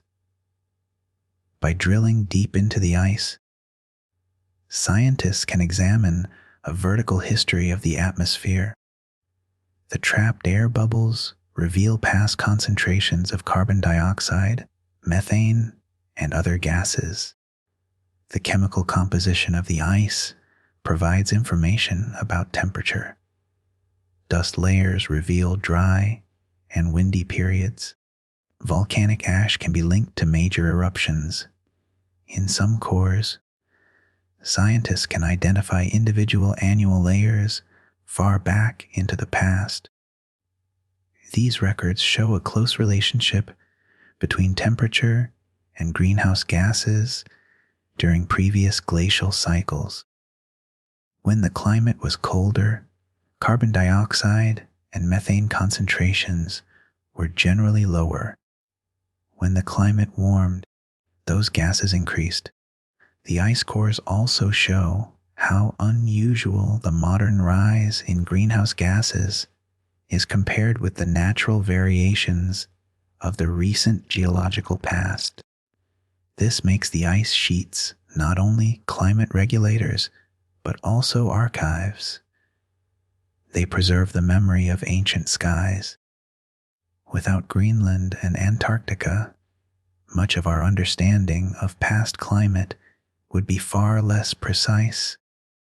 The two ice sheets are very different from seasonal Arctic sea ice. This distinction is important. Arctic sea ice forms when ocean water freezes. It expands during winter and shrinks during summer. Some of it survives for several years, but it floats on the ocean. Greenland's ice sheet rests on land. Antarctica is a continent covered by land ice, although floating ice shelves extend from its edges. When floating sea ice melts, it does not directly raise sea level very much because it is already displacing water.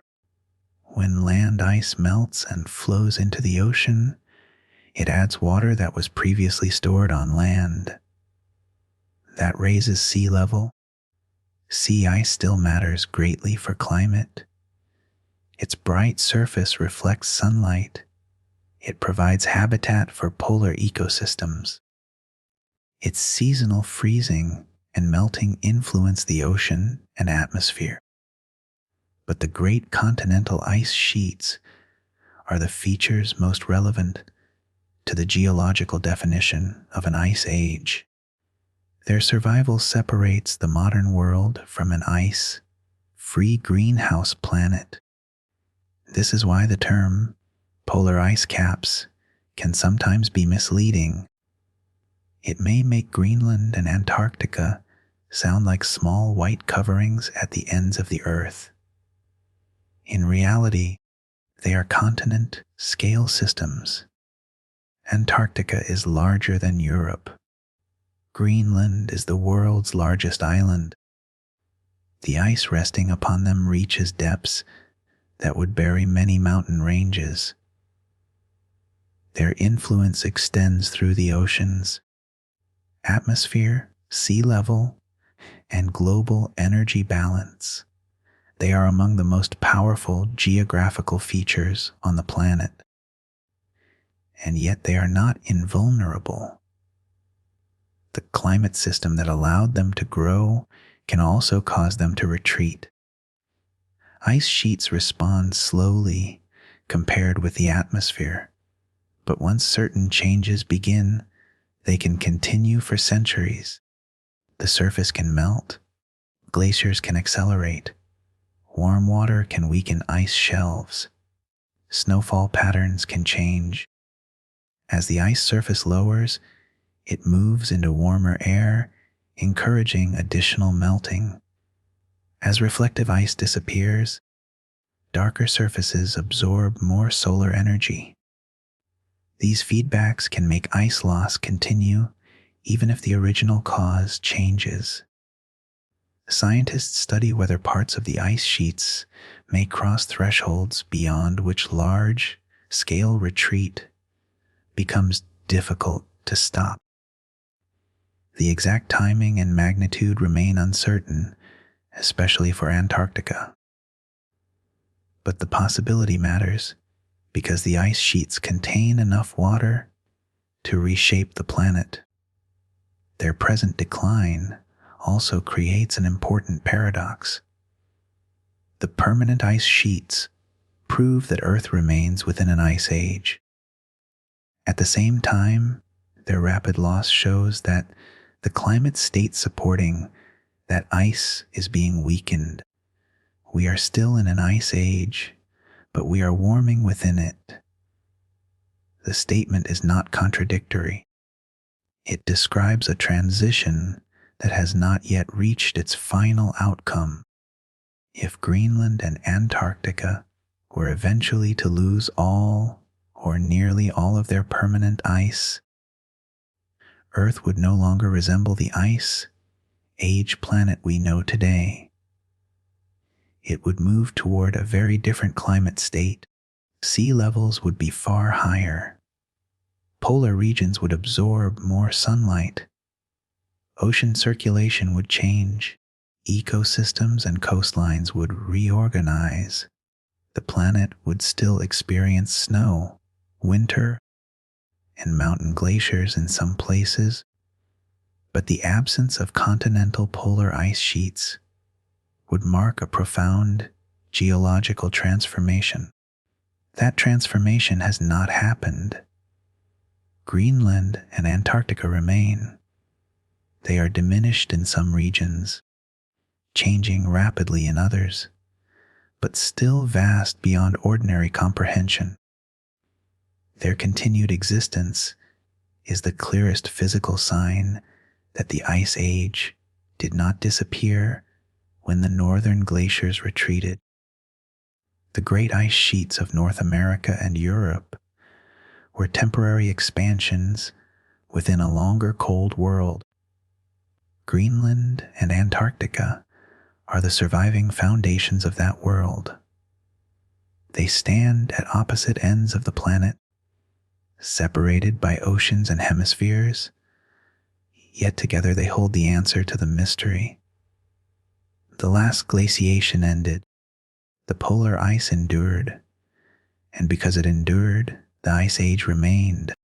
By now, one question naturally begins to emerge. If the Earth has moved repeatedly between glacial and interglacial periods for millions of years, what controls these extraordinary changes? Why does the climate cool enough for enormous ice sheets to spread across continents?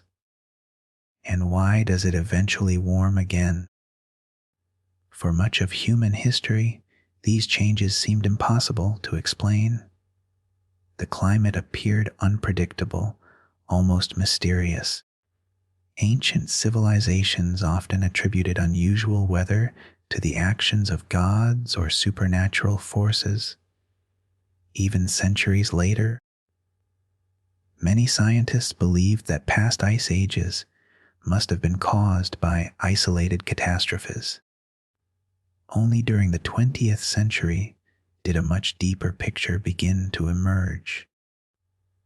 The answer was not hidden in a single volcano, one asteroid, or one sudden event. Instead, it was written into the geometry of Earth's journey through space. Our planet does not orbit the sun in exactly the same way forever. Its path changes slowly. Its orientation changes slowly. Its tilt changes slowly. Each individual change is subtle. Together, over tens and hundreds of thousands of years, they reshape the distribution of sunlight reaching Earth. These long-term astronomical variations are now known as Milankovitch cycles, named after the Serbian mathematician and geophysicist Milutin Milankovitch, who calculated how changes in Earth's orbit could influence climate. His ideas were initially controversial. The orbital changes seemed too small to explain something as enormous as an ice age. Today, however, geological evidence strongly supports the central role of these cycles in pacing the great glacial and interglacial transitions. To understand why, we first need to understand that not all sunlight matters equally. Earth receives nearly the same total amount of energy from the sun over long periods. What changes is where and when that energy arrives. This distinction changes everything. The first orbital cycle involves the shape of Earth's orbit. Earth does not travel around the sun in a perfect circle. Its orbit is slightly elliptical. Over roughly 100,000 years, that ellipse slowly changes. Sometimes the orbit becomes more circular. Sometimes it becomes slightly more elongated. This variation is called eccentricity. By itself, eccentricity changes the total solar energy, reaching Earth only slightly. Its greater importance lies in how it modifies the influence of the other orbital cycles. The second cycle involves Earth's axial tilt. Today, Earth's axis is tilted by about 3.5 degrees. This tilt is the reason we experience seasons. When the northern hemisphere tilts toward the sun, it receives more direct sunlight and experiences summer. 6 months later, it tilts away, bringing winter. But the angle of that tilt is not fixed. Over roughly 1,000 years, it slowly varies. A greater tilt produces stronger seasons. Summers become warmer. Winters become colder. A smaller tilt produces milder seasons. At first glance, warmer summers might seem unrelated to glaciers. In reality, they are one of the most important factors.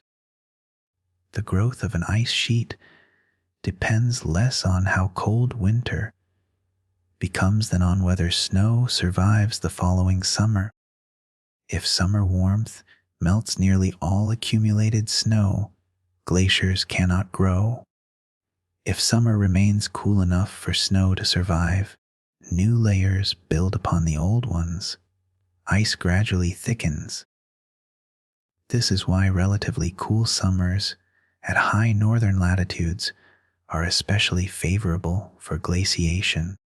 The third orbital cycle is called precession. Earth behaves much like a spinning top. Its axis slowly wobbles. Over roughly 23,000 years, the direction in which the axis points gradually changes. As a result, the timing of the seasons shifts relative to Earth's position in its orbit. This can make summers slightly stronger or weaker in one hemisphere, while producing the opposite effect in the other. Again, the differences are subtle. No human being would notice them over a lifetime, but accumulated across thousands of years, they influence the balance between snowfall and melting. These three orbital cycles interact continuously. Sometimes they reinforce one another. Sometimes they partially cancel each other. Together, they determine how much summer sunlight reaches critical regions where large ice sheets can either grow or disappear. The key region is not Antarctica. It is the high northern latitudes. This surprises many people. After all, Antarctica contains the largest ice sheet on Earth. But Antarctica is already extremely cold.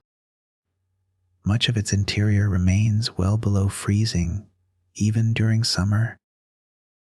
Northern continents are different. Large landmasses occupy high latitudes. Snow accumulating there can either melt away each summer or survive and gradually become ice. Small changes in summer sunlight can therefore determine whether continental ice sheets expand across Canada and northern Europe. If orbital conditions produce cool northern summers, snow survives more easily. Ice grows. As glaciers expand, they increase Earth's reflectivity. bright snow, and ice-bound sunlight back into space. This additional reflection cools the climate further. The growing ice sheets also influence atmospheric circulation.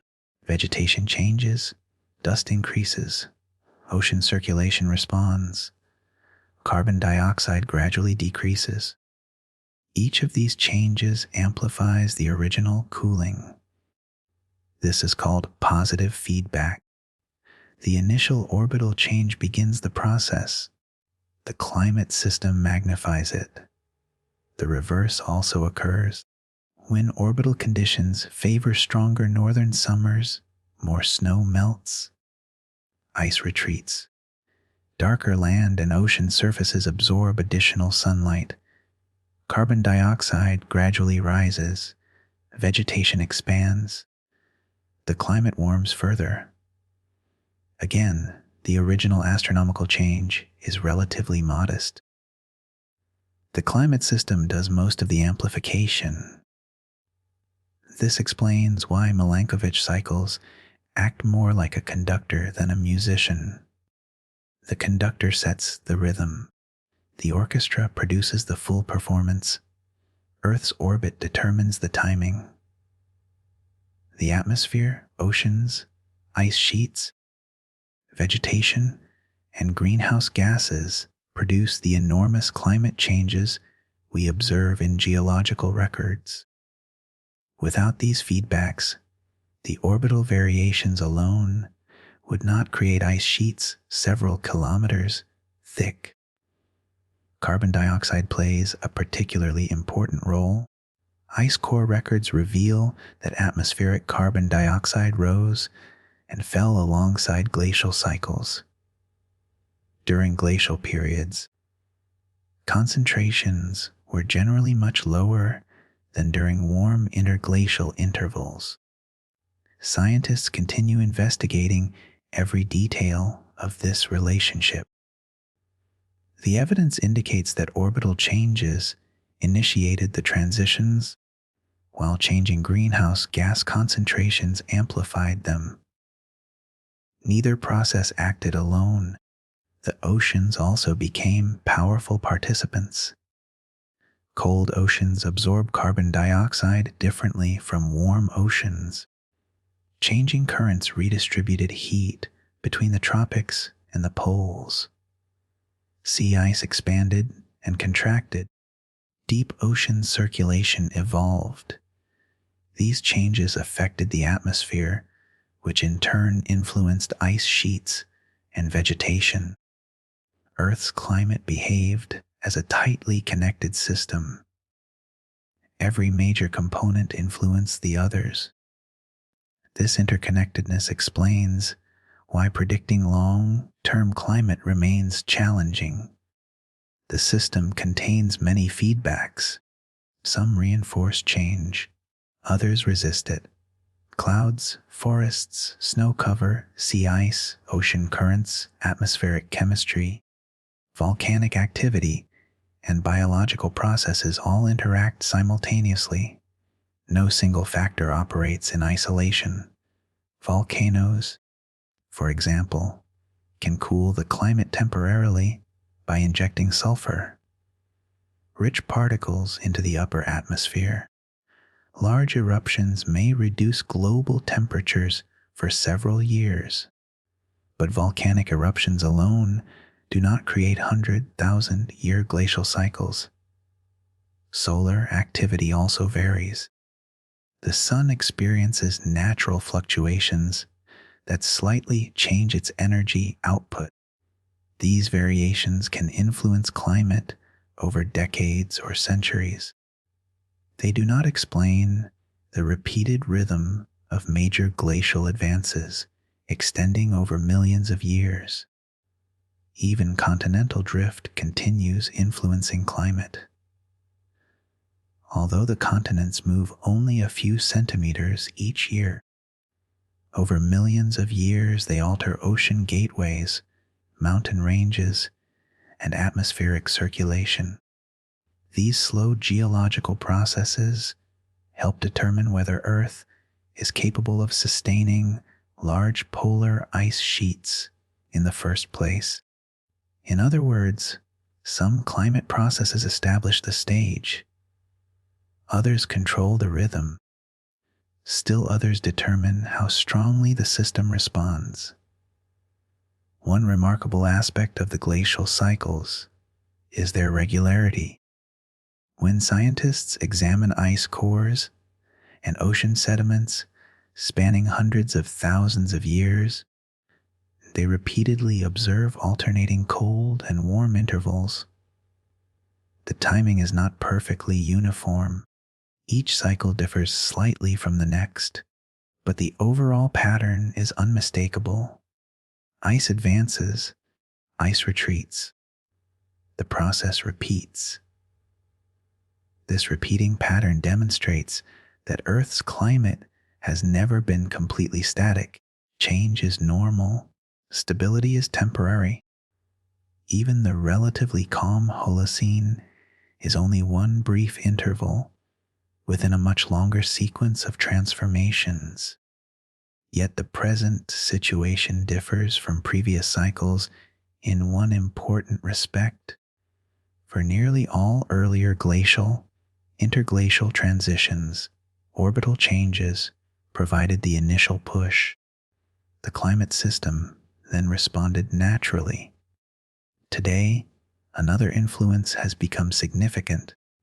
Human activity has rapidly increased atmospheric greenhouse gas concentrations, primarily through the burning of fossil fuels and changes in land use.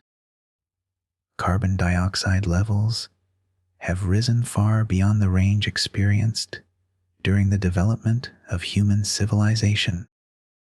This additional warming acts alongside the natural orbital background rather than replacing it. Earth's orbit continues changing exactly as it always has. The Milankovitch cycles have not stopped. The continents have not stopped moving. The oceans continue circulating. The atmosphere continues responding. But the climate system now includes an additional forcing created by industrial civilization.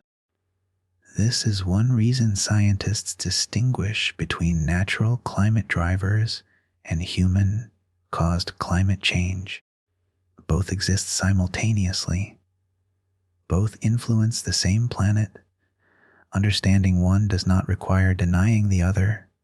In fact, modern climate science depends on studying both together.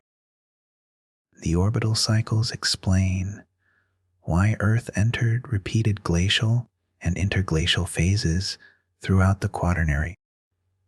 Human greenhouse gas emissions help explain why the present interglacial is warming so rapidly despite the slow astronomical background. This distinction often becomes confused in public discussions. Some people assume that because climate changed naturally in the past, current warming must therefore be entirely natural.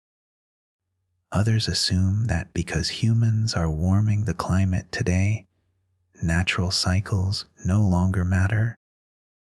Neither conclusion reflects the evidence. Earth has always experienced natural climate variability. Human activities are now adding an additional influence to that natural system. Recognizing both realities provides the clearest understanding. The Milankovitch cycles remain among the greatest discoveries in Earth science because they reveal that our planet's climate is connected not only to oceans, mountains, and the atmosphere, but also to the quiet mechanics of celestial motion. Tiny changes in the orientation of a spinning planet, repeated patiently across immense spans of time, help determine whether mammoths crossed frozen plains or forests covered northern Europe. They influenced sea levels, migration routes, ecosystems, and ultimately the environments in which human civilization developed. The earth beneath our feet may seem stable. The sun rises each morning. The seasons return each year. Yet hidden behind this familiar rhythm is a far slower clock, a clock measured not in years, but in tens of thousands of years. It turns almost invisibly. Generation after generation lives and dies without noticing its movement. Civilizations rise and fall while it advances only a fraction of a degree. And yet, given enough time, that quiet celestial clock has the power to build continents of ice and to melt them away again. It is one of the deepest rhythms of our planet, and it continues to tick even today. If Earth's orbit naturally guides the planet through repeated glacial and interglacial cycles, an obvious question follows. Without human civilization, where would our climate be heading today? Would another great ice age already be approaching? Or would the present warm period continue for thousands of years regardless? For much of the 20th century, many scientists believed they knew the answer. Based on the long rhythm of previous glacial cycles, it appeared that the Holocene would eventually give way to another period of cooling. The exact timing was uncertain.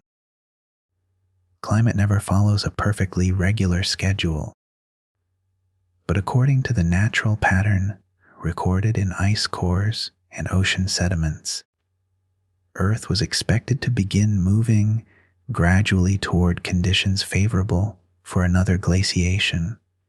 The key word is gradually. People often imagine an ice age arriving like a disaster movie. Snow begins falling, temperatures collapse. Within a few years, cities disappear beneath glaciers. Nothing about the geological record supports such a picture. The birth of a continental ice sheet is one of the slowest transformations on Earth. The first visible signs would not be glaciers marching across continents. They would be subtle shifts, almost impossible for a single generation to recognize. Summers in certain high latitude regions would become slightly cooler. More winter snow would survive the summer. Small mountain glaciers would stop shrinking and begin growing. Year after year, century after century, the surviving snow would accumulate. Only after thousands of years would the earliest stages of a new continental ice sheet become apparent. Even then, the process would remain extraordinarily slow. Human civilizations could rise and disappear before a glacier advanced a few dozen kilometers. This immense slowness is one reason glacial cycles remained hidden for so much of scientific history. No person can observe an ice age beginning. It unfolds across timescales far beyond a human lifetime. When researchers studied past climate records, they noticed something remarkable. The present interglacial, the Holocene, had already lasted longer than some previous warm intervals. Earlier interglacials often persisted for roughly 10 to 15,000 years before colder conditions gradually returned.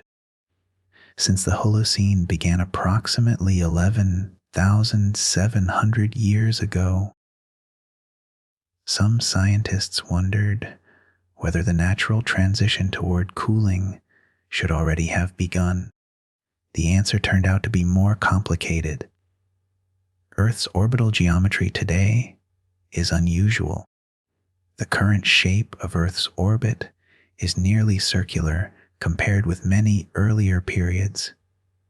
Because of this, changes in seasonal sunlight are weaker than during several previous glacial cycles. This means that the orbital conditions favoring a new glaciation are also weaker. Modern climate models suggest that even without human influence, another full continental glaciation would probably not have begun immediately. Instead, the next major glacial period might naturally have remained thousands, or perhaps tens of thousands, of years in the future. Different models produce somewhat different estimates. That uncertainty reflects the complexity of Earth's climate system. Scientists agree on the broad processes. The exact timing remains an area of active research. This is not unusual in geology. Predicting the precise behavior of an enormously complex system tens of thousands of years into the future is extremely difficult. Small differences in assumptions can produce different long-term outcomes. Nevertheless, the basic natural mechanism remains unchanged. Earth's orbit continues evolving. The Milankovitch cycles continue operating. Without other influences, the planet would eventually experience another transition toward colder conditions. The climate system has done so repeatedly throughout the Quaternary. Then something unprecedented occurred. Within only a few centuries, an instant in geological time, human civilization began altering the atmosphere. Coal was burned. Oil and natural gas followed. Forests were cleared. Industrial agriculture expanded. Carbon that had remained locked underground for millions of years entered the atmosphere as carbon dioxide. Methane concentrations also increased. These changes happened astonishingly quickly. During previous glacial cycles, comparable changes in greenhouse gases unfolded over thousands of years. Modern industrial society produced large increases within little more than 2 centuries. From the perspective of geology, that speed is extraordinary. Greenhouse gases trap heat within Earth's atmosphere. As their concentrations rise, the planet warms. This warming does not erase the orbital cycles. Earth continues traveling around the Sun exactly as before. Its axis continues tilting and wobbling. The astronomical clock has not stopped. Instead, another powerful influence has been added to the system. One useful analogy is a person walking down a gently sloping hill while climbing a staircase at the same time. Gravity still pulls downward. The hill still exists, but the staircase changes the person's actual movement. Similarly, the natural orbital tendency and human greenhouse gas forcing now operate together. Scientists have investigated what this means for the future. Climate models indicate that the additional warming from greenhouse gases is likely delaying the onset of the next glacial period. Some studies suggest that atmospheric carbon dioxide concentrations have already risen high enough to postpone glaciation for tens of thousands of years. Other studies indicate an even longer delay under continued high emissions. The exact number depends upon future greenhouse gas concentrations, orbital conditions, and the behavior of the climate system itself. But the overall conclusion is remarkably consistent. Human influence has become large enough to affect processes that normally unfold over geological timescales. This realization represents one of the most profound discoveries in modern climate science. For the first time in Earth's history, one species has become capable of altering the timing of an entire glacial cycle. That statement deserves careful explanation.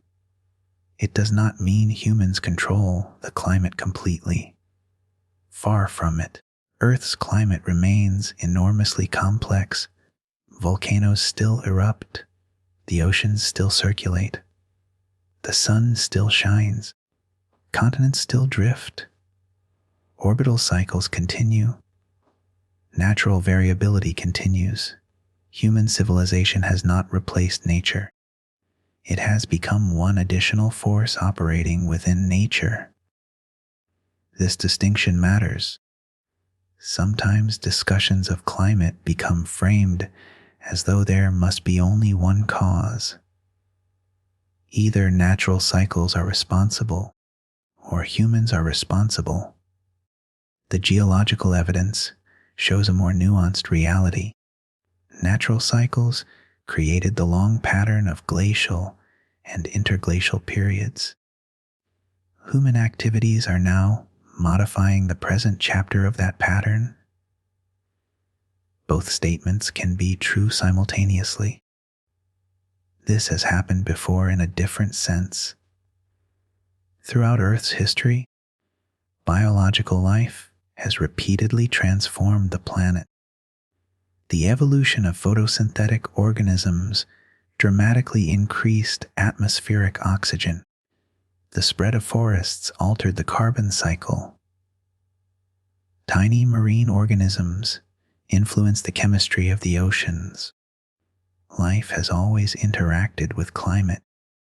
Human civilization is now participating in that interaction through technology and industry. The difference is speed. Previous biological transformations generally unfolded across millions of years. Modern industrial emissions developed within only a few generations. From the viewpoint of future geologists, the Industrial Revolution may appear as an extraordinarily abrupt event. Ice cores already record its signature. Atmospheric carbon dioxide concentrations measured directly today are substantially higher than those preserved in ice from earlier interglacial periods. Methane has also increased sharply. The chemistry of the atmosphere now carries an unmistakable record of modern civilization. This raises another fascinating question. Suppose humans had never existed. Would mammoths eventually return? Would glaciers once again cover Chicago, Berlin, London, and Toronto? Probably not in exactly the same way. Every glacial period differs from the previous one. Continents continue drifting. Mountain ranges slowly erode. Species evolve. Ocean circulation changes. Even under identical orbital conditions, the world would never repeat itself perfectly. Climate history is rhythmic. It is not repetitive in every detail. The next glacial period, if allowed to develop naturally, would almost certainly have produced landscapes different from those of the last one. Different plants, different animals, different coastlines, different ecosystems. The rhythm repeats. The details evolve. This illustrates another important feature of Earth's climate. There is no permanent destination. The climate system is always changing. Warm periods eventually give way to colder ones. Cold periods eventually give way to warmer ones. Even seemingly stable climates are temporary. Human civilization developed during one unusually stable interval. That stability encouraged agriculture, cities, trade, and complex societies. It may also have created the illusion that climate itself is naturally stable. Geology tells a different story. Change is the normal condition. Stability is the exception.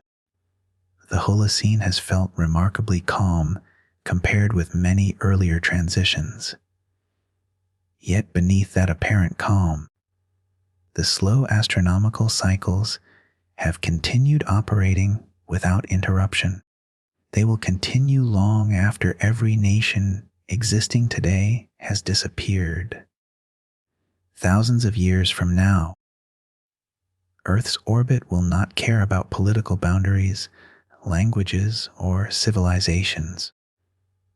The sun will continue illuminating different latitudes with slightly different seasonal patterns. Snow will continue accumulating or melting according to the laws of physics. Ice will continue responding. The climate system possesses extraordinary patience. It works in centuries, millennia, and millions of years. Humans, by contrast, think in years, elections, careers, and generations. These two clocks now overlap. The geological clock has never stopped. The human clock has suddenly become powerful enough to influence it. Whether future civilizations reduce greenhouse gas emissions, stabilize atmospheric carbon dioxide, or continue increasing, it will influence how Earth's climate evolves over coming centuries and millennia. But regardless of those choices, the deeper orbital cycles will continue beneath everything else. Eventually, if given sufficient time, the geometry of Earth's orbit will once again favor glaciation. The climate system will respond according to whatever conditions exist at that time. Exactly when that will occur remains uncertain. What is not uncertain is that Earth's long climate rhythm continues. The Milankovitch cycles did not end with the Industrial Revolution. The Quaternary Ice Age did not disappear when agriculture began. The astronomical engine driving glacial cycles still operates quietly in the background. Human civilization has changed the present movement of the system. It has not switched the engine off. This realization changes the way we think about the future. Rather than asking whether the Ice Age is over, we begin asking a different question. How long can the present warm chapter continue before the next great transition begins? The answer no longer depends only upon astronomy. It also depends, at least in part, upon us. For the first time, one intelligent species has become part of the story that glaciers, oceans, continents, and orbital mechanics have been writing for millions of years. The future Ice Age has not been canceled. Its timetable may simply have been rewritten. Exactly how much has changed remains one of the great scientific questions of our time. And the answer is still unfolding. At this point, the story takes an unexpected turn. For millions of years, the rhythm of Earth's climate was guided by natural forces. The slow movement of the continents changed the shape of the oceans. The orbit of the Earth shifted almost imperceptibly through space. Ice sheets expanded and retreated. Forests advanced and disappeared. Sea levels rose and fell. Each change unfolded patiently, measured not in years, but in thousands and millions of years. Then, within an astonishingly brief moment of geological time, something entirely new appeared. a species evolved that could reshape the planet itself. That species was us. When modern humans first appeared, roughly 300,000 years ago, we were simply another part of Earth's ecosystems. We hunted, we gathered plants, we learned to use fire, we spread gradually across continents. Although our ancestors influenced local environments, the global climate continued following its ancient rhythm. The rise and fall of civilizations changed very little on a planetary scale. Even the great empires of Egypt, Rome, China, Persia, and the Maya left almost no detectable signature in Earth's long climate history. The atmosphere scarcely noticed them. The oceans continued circulating. The glaciers continued responding to orbital cycles. Nature remained overwhelmingly dominant. Everything changed with the Industrial Revolution. Beginning in the 18th century and accelerating dramatically during the 19th and 20th centuries, humans discovered how to extract enormous quantities of energy stored beneath the Earth's surface. Coal came first, then oil, then natural gas.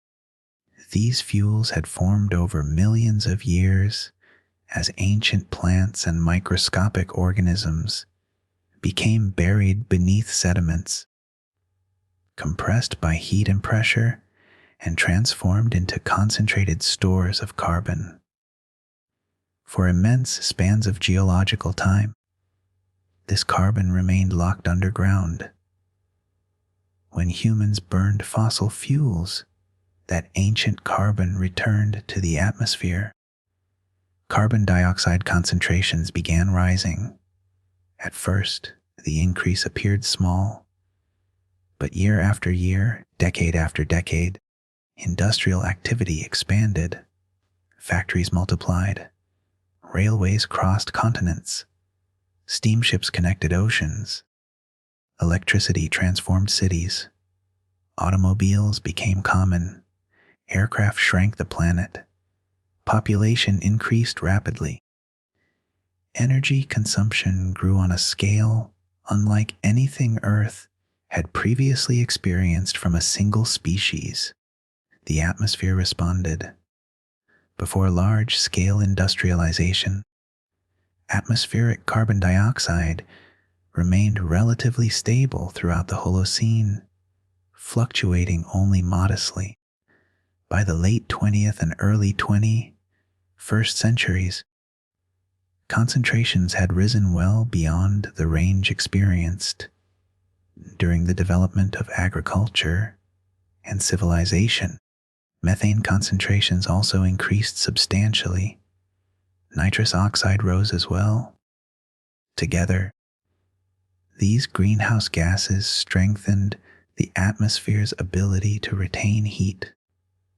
The basic physics had been understood for more than a century. Greenhouse gases absorb and emit infrared radiation. Without them, Earth would be a frozen planet. Too many of them, however, shift the planet's energy balance toward warming. Scientists describe this as radiative forcing. More energy enters the climate system than leaves it. The excess energy must go somewhere. Some warms the atmosphere. Much enters the oceans. Some melts glaciers and ice sheets. Some changes evaporation, rainfall, and circulation patterns. The entire climate system begins adjusting to the new balance.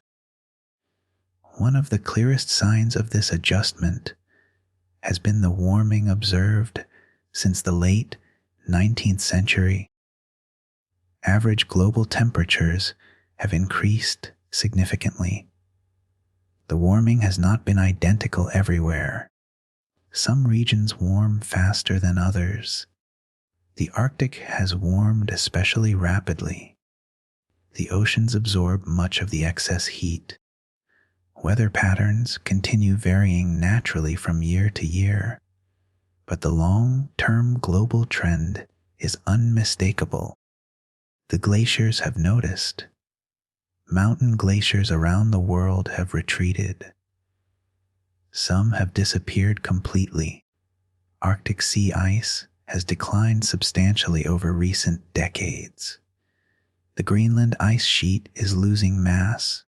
Large portions of Antarctica are also losing ice, although the continent behaves differently from region to region.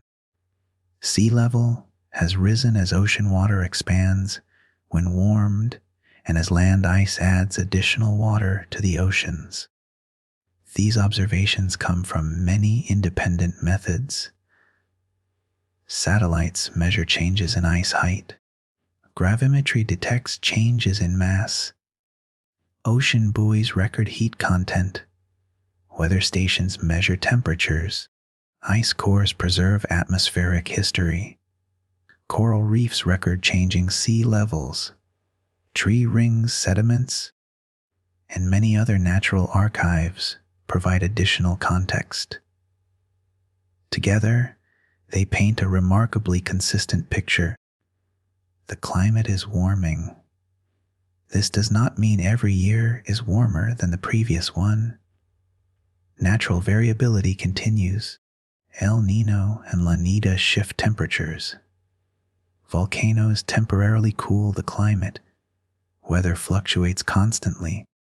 Climate, however, is measured over decades rather than individual seasons. The long-term direction remains clear. At first glance, this seems to contradict everything we have discussed. If Earth remains within an ice age, how can it also be warming? The answer lies in remembering the different timescales involved. The ice age is a geological condition defined by the existence of large permanent polar ice sheets. Modern global warming describes a relatively rapid change occurring within that condition. These ideas describe different aspects of the same planet. Imagine a mountain range. A traveler may climb one slope while remaining within the same mountain system. The local movement does not eliminate the larger landscape. Likewise, Earth can warm substantially while still possessing the permanent ice sheets that define an ice age world. The distinction is not merely academic. It affects how scientists think about the future. If warming continues long enough, the great ice sheets may continue shrinking. Should Greenland and Antarctica eventually lose most or all of their permanent land ice, Earth would no longer meet the geological definition of an ice age planet. Such a transformation would require immense amounts of time and energy. It would not happen within a few decades. Nevertheless, the direction of change matters. The climate system does not instantly reach equilibrium. The oceans respond slowly. Ice sheets respond even more slowly. Some changes already underway may continue for centuries because of heat that has already entered the system. Scientists sometimes describe this as climate commitment. Even if greenhouse gas concentrations stabilize tomorrow, parts of the climate system would continue adjusting. This delayed response reflects the enormous size of the oceans and ice sheets. Changing something so vast simply takes time. The reverse is also true. If greenhouse gas concentrations eventually decline, cooling would not instantly rebuild continental ice sheets. Growing glaciers require persistent conditions lasting thousands of years. The climate system possesses tremendous inertia. It changes continuously, but rarely quickly on geological scales. Modern warming, therefore, represents something unusual. The atmosphere is changing much faster than the great ice sheets can fully respond. This creates temporary imbalances. The atmosphere adjusts first, the oceans follow, the glaciers respond more gradually. Sea level continues rising long after temperatures stabilize. These delayed responses are among the reasons climate science relies heavily on computer models. Models cannot predict every detail of the future. No scientific model can eliminate uncertainty, but they allow researchers to test how the atmosphere, oceans, ice sheets, vegetation, and greenhouse gases interact under different conditions. These models have become increasingly sophisticated over recent decades. They successfully reproduce many features of past glacial cycles, historical climate changes, and observed modern warming. Like every scientific tool, they continue improving as new observations become available. An important point is often overlooked in public discussion. Scientists do not claim that humans have replaced natural climate processes.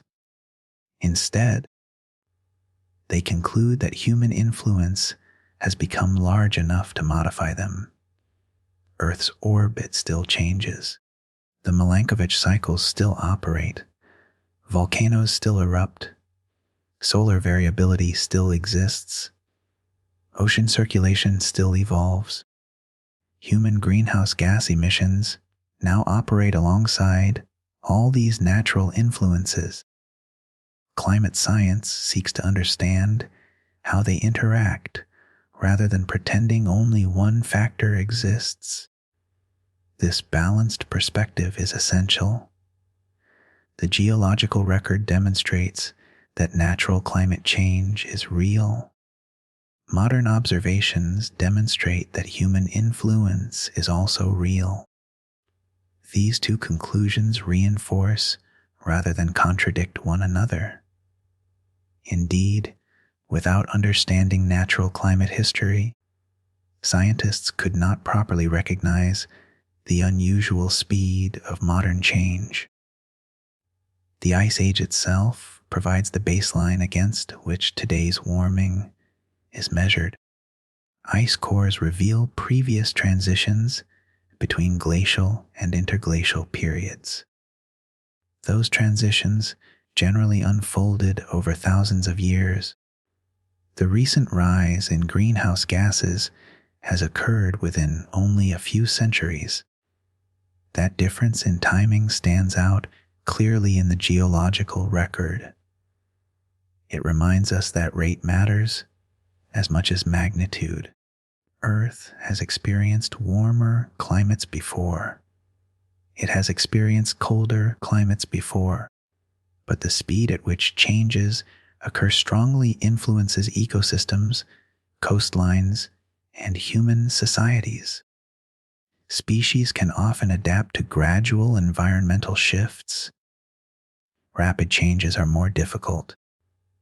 Civilizations built around stable coastlines, predictable water supplies, and reliable growing seasons face greater challenges when climate changes quickly. The same principle applied during earlier glacial transitions. Plants migrated. Animals followed suitable habitats. Sea levels reshaped coastlines. Human populations adapted repeatedly. The difference today is that billions of people now occupy nearly every region of the planet. Infrastructure worth trillions of dollars depends upon the present climate and present sea level. The consequences of climate change, therefore, unfold within a world far more interconnected than that of prehistoric Hunter. gatherers.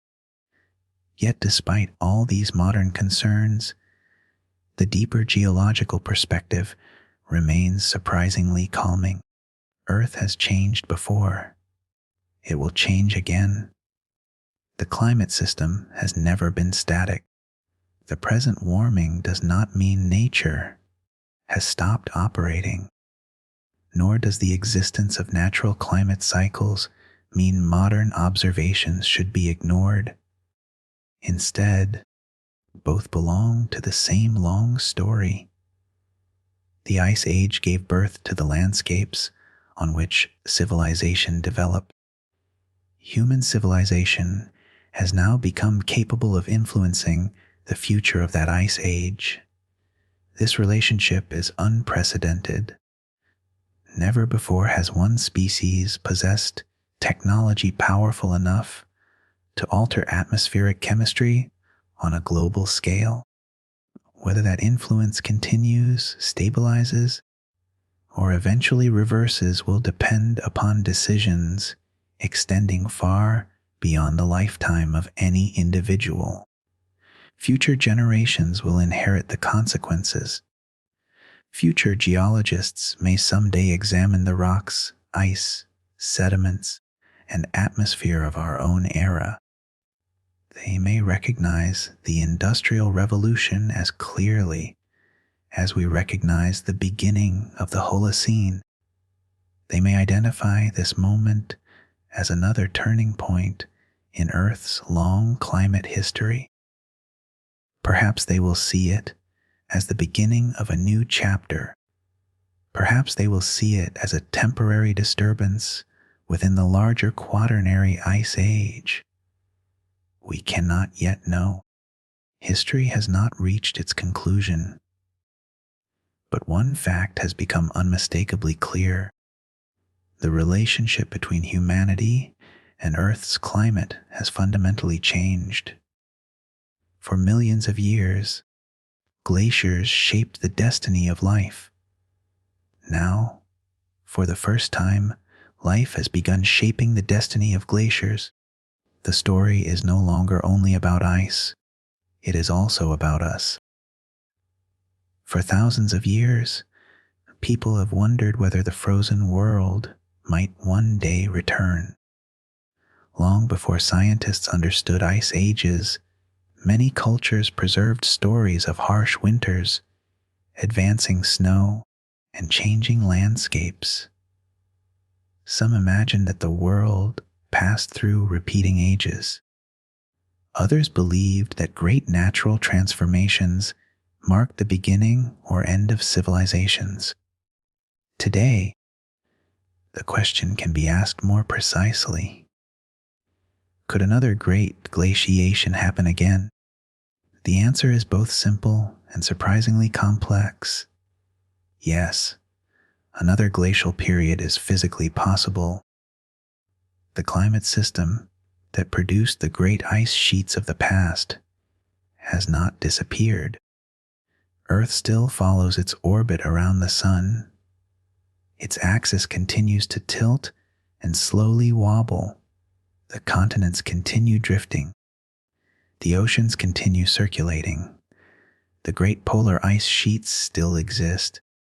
The machinery that drove previous glacial cycles remains in place. But possibility is not the same as certainty. The next glacial period is not waiting just around the corner.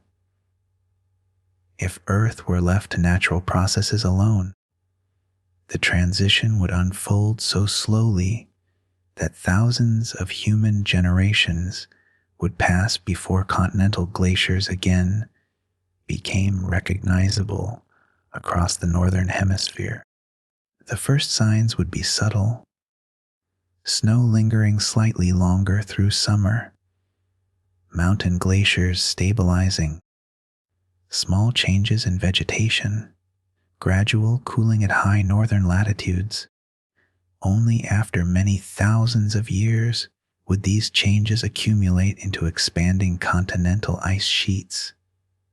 Even then, the advance would be measured in centuries and millennia rather than decades, no city would awaken one morning beneath a glacier. The process would be almost invisible within a single lifetime. This enormous timescale is difficult for the human mind to grasp. Our lives are measured in decades. Recorded history spans only a few thousand years. The Quaternary Ice Age extends across millions.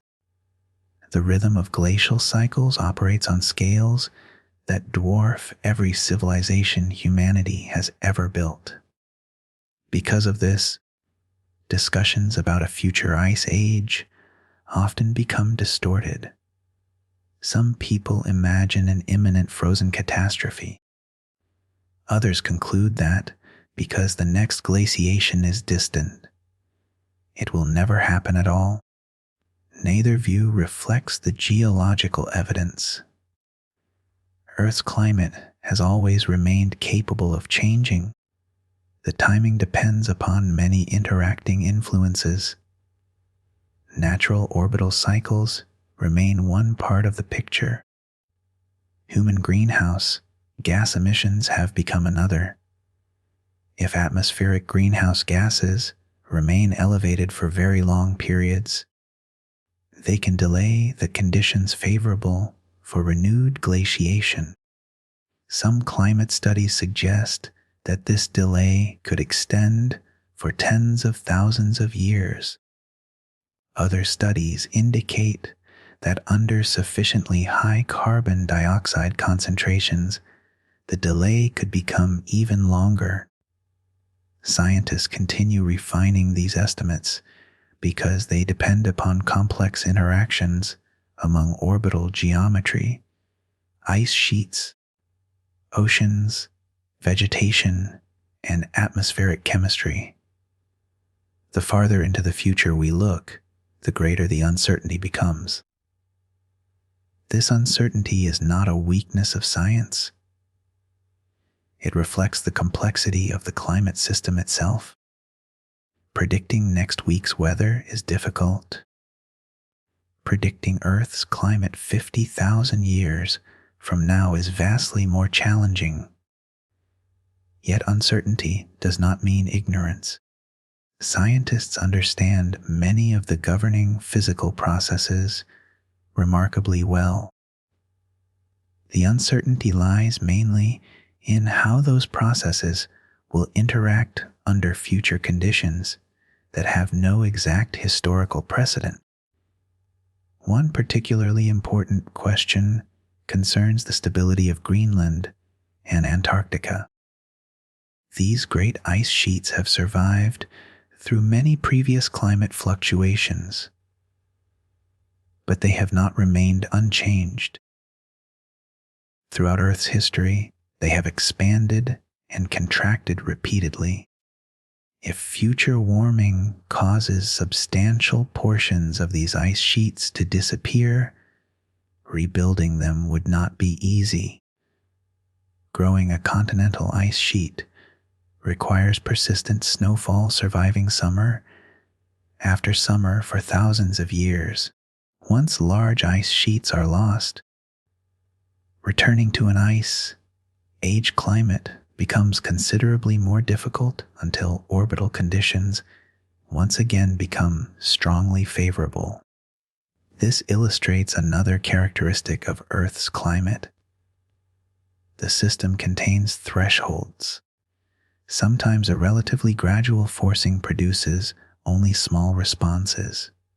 At other times, crossing a critical threshold allows much larger changes to develop. Scientists sometimes refer to these as tipping elements. The exact location of many thresholds remains uncertain. Different parts of the climate system behave differently.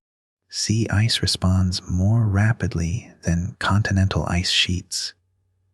Vegetation changes more quickly than deep ocean circulation. Some glaciers adjust over decades. Others require centuries. The Antarctic ice sheet may respond over even longer intervals. This range of response times means that Earth rarely changes everywhere at once. One region may warm rapidly while another changes more slowly. One glacier may retreat while another temporarily remains stable. One ecosystem may shift quickly while another lags behind. Climate change is rarely uniform. The geological record repeatedly demonstrates this complexity. Even during the end of the last glacial period, warming did not occur at exactly the same pace across the planet. Some regions experienced abrupt shifts, others changed gradually. Ocean currents reorganized, rainfall patterns moved, vegetation migrated, animals followed suitable habitats. Earth transformed as an interconnected but uneven system. The same principle applies to the future. No single event will announce the arrival of another glacial period. There will be no universal beginning visible everywhere at once. Instead, if glaciation eventually returns, scientists would expect countless small changes, gradually reinforcing one another over immense spans of time. The future, therefore, depends upon more than simple cooling. It depends upon energy balance. As long as enough summer warmth melts accumulated winter snow across critical northern regions, continental ice sheets cannot begin expanding significantly. Only when summer melting consistently becomes insufficient can glacial growth begin. This seemingly simple balance between snowfall and summer melting ultimately controls the birth of great ice sheets. That balance has shaped Earth repeatedly. It may do so again. Another question often arises. Could humans deliberately trigger another ice age? In theory, almost any sufficiently large planetary forcing influences climate. Massive volcanic eruptions, asteroid impacts, or enormous reductions in greenhouse gases would all affect Earth's energy balance. In practice, intentionally creating a new glacial period would be unimaginably difficult and profoundly dangerous. The climate system is not a machine with simple controls. Attempts to manipulate it on a planetary scale would involve extraordinary uncertainties and risks. Climate scientists, therefore, focus primarily on understanding the system rather than attempting to engineer entirely new glacial cycles. Some proposed forms of geoengineering seek only to reduce future warming rather than transform Earth into a colder climate. Even these proposals remain subjects of careful scientific debate because their long-term consequences are incompletely understood. Nature itself demonstrates how difficult large climate changes can be. The last glacial period ended more than 11,000 years ago. Despite Earth's continuing orbital cycles, another continental glaciation has not yet begun. The climate system possesses enormous inertia. It resists rapid transformation even while remaining capable of profound long-term change. This perspective also changes the way we think about permanence. Modern coastlines feel permanent. Present forests feel permanent. Current weather patterns seem normal.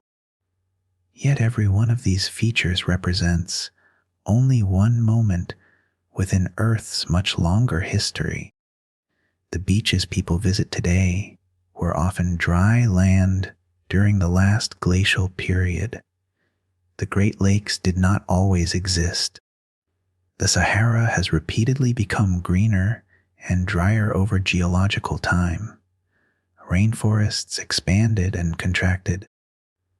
Coral reefs migrated with changing sea levels. Even mountain glaciers familiar to modern hikers have repeatedly grown and shrunk. Nothing in Earth's climate remains fixed forever. The present is simply the latest arrangement. Perhaps this is one of the most important lessons geology offers. Human history encourages us to think in terms of permanence. The geological record teaches the opposite. Continents move, mountains rise and erode, oceans open and close. Species evolve, climates transform. The apparent stability of the modern world exists only because our lives are so short compared with geological time. Viewed across millions of years, Earth resembles a living system continually reorganizing itself. The Ice Age itself is part of that reorganization. It is neither eternal nor unique. Other great climate states existed before it. Others will likely follow. Exactly when the present Ice Age will ultimately end remains unknown. Perhaps it will continue for hundreds of thousands of years. Perhaps future warming will eventually remove the great polar ice sheets and lead Earth into an entirely different climatic regime. That transition, if it occurs, would unfold across timescales far exceeding individual human lives. Civilizations may change many times before the outcome becomes fully visible. For now, the defining feature remains unchanged. Greenland still carries its vast ice sheet. Antarctica still preserves the largest body of ice on Earth. Mountain glaciers still survive across many continents. These facts tell us that the present Ice Age has not yet concluded. Its future remains unwritten.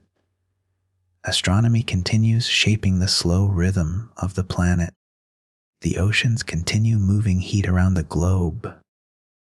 The atmosphere continues changing. The ice continues flowing, melting, and accumulating. Human civilization has become a participant in this story, but not its sole author. The future will emerge from the interaction of all these forces. One day, whether tens of thousands or hundreds of thousands of years from now, the Earth may again favor the growth of continental glaciers. Future landscapes may look entirely different from those we know today. Future coastlines may lie elsewhere. Future ecosystems may occupy places that are now deserts, forests, or cities. Perhaps future intelligent beings will study the geological traces of our civilization, just as we study the traces left by mammoths and ancient glaciers. They may look back upon our era as merely one brief warm chapter within a much longer frozen story, or they may recognize it as the beginning of Earth's gradual transition toward a different climatic age altogether. We cannot know. The evidence does not allow certainty on such immense timescales. But geology offers one final reminder. The planet has never stopped changing. It was changing long before humanity appeared. It will continue changing long after we are gone. Whether another great glaciation eventually returns or the present ice age slowly gives way to a different climate state, the Earth will continue following the quiet rhythms that have guided it for millions of years. And somewhere within those rhythms, our own brief chapter will become part of the geological record itself. By now, you may have noticed something curious. almost everything we have discussed is scientifically accurate. None of it is especially controversial among climate scientists or geologists. And yet, for many people, the central idea of this story still feels surprising. Why? Why do so many intelligent people believe that the Ice Age ended completely thousands of years ago? The answer has less to do with science than with the way human beings naturally think about time. Our brains evolved to understand seasons, lifetimes, and generations. We notice the changing weather. We remember particularly cold winters or unusually hot summers. We compare this year with the last. Perhaps we compare our own childhood with the present. These are useful timescales for daily life, but geology operates on entirely different scales. Imagine compressing Earth's entire 4.5 billion year history into a single calendar year.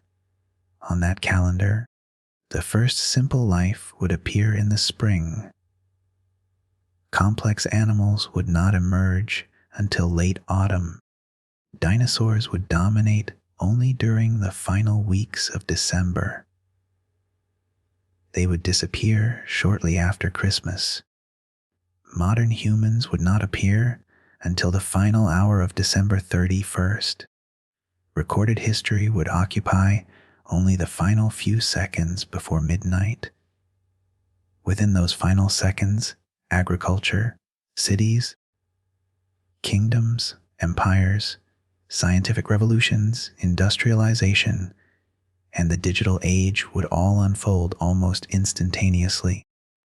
Against this immense backdrop, the 11,700 years since the beginning of the Holocene become almost unimaginably brief. To a geologist, the entire history of civilization is only the latest moment in a much longer climate story.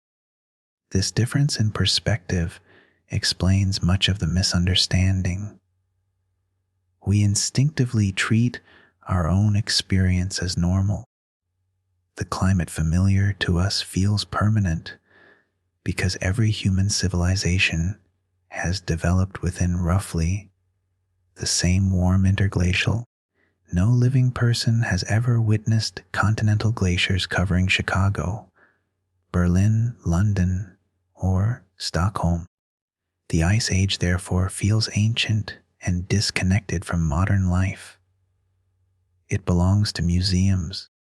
It belongs to prehistoric documentaries. It belongs beside mammoths and saber-toothed cats. Popular culture reinforces this impression. Films often portray the Ice Age as one dramatic frozen episode. The story begins with advancing glaciers. It ends when the climate warms. The characters survive. The mammoths disappear. The credits roll. Everything afterward belongs to the modern world. This narrative is simple. It is memorable. It is also incomplete.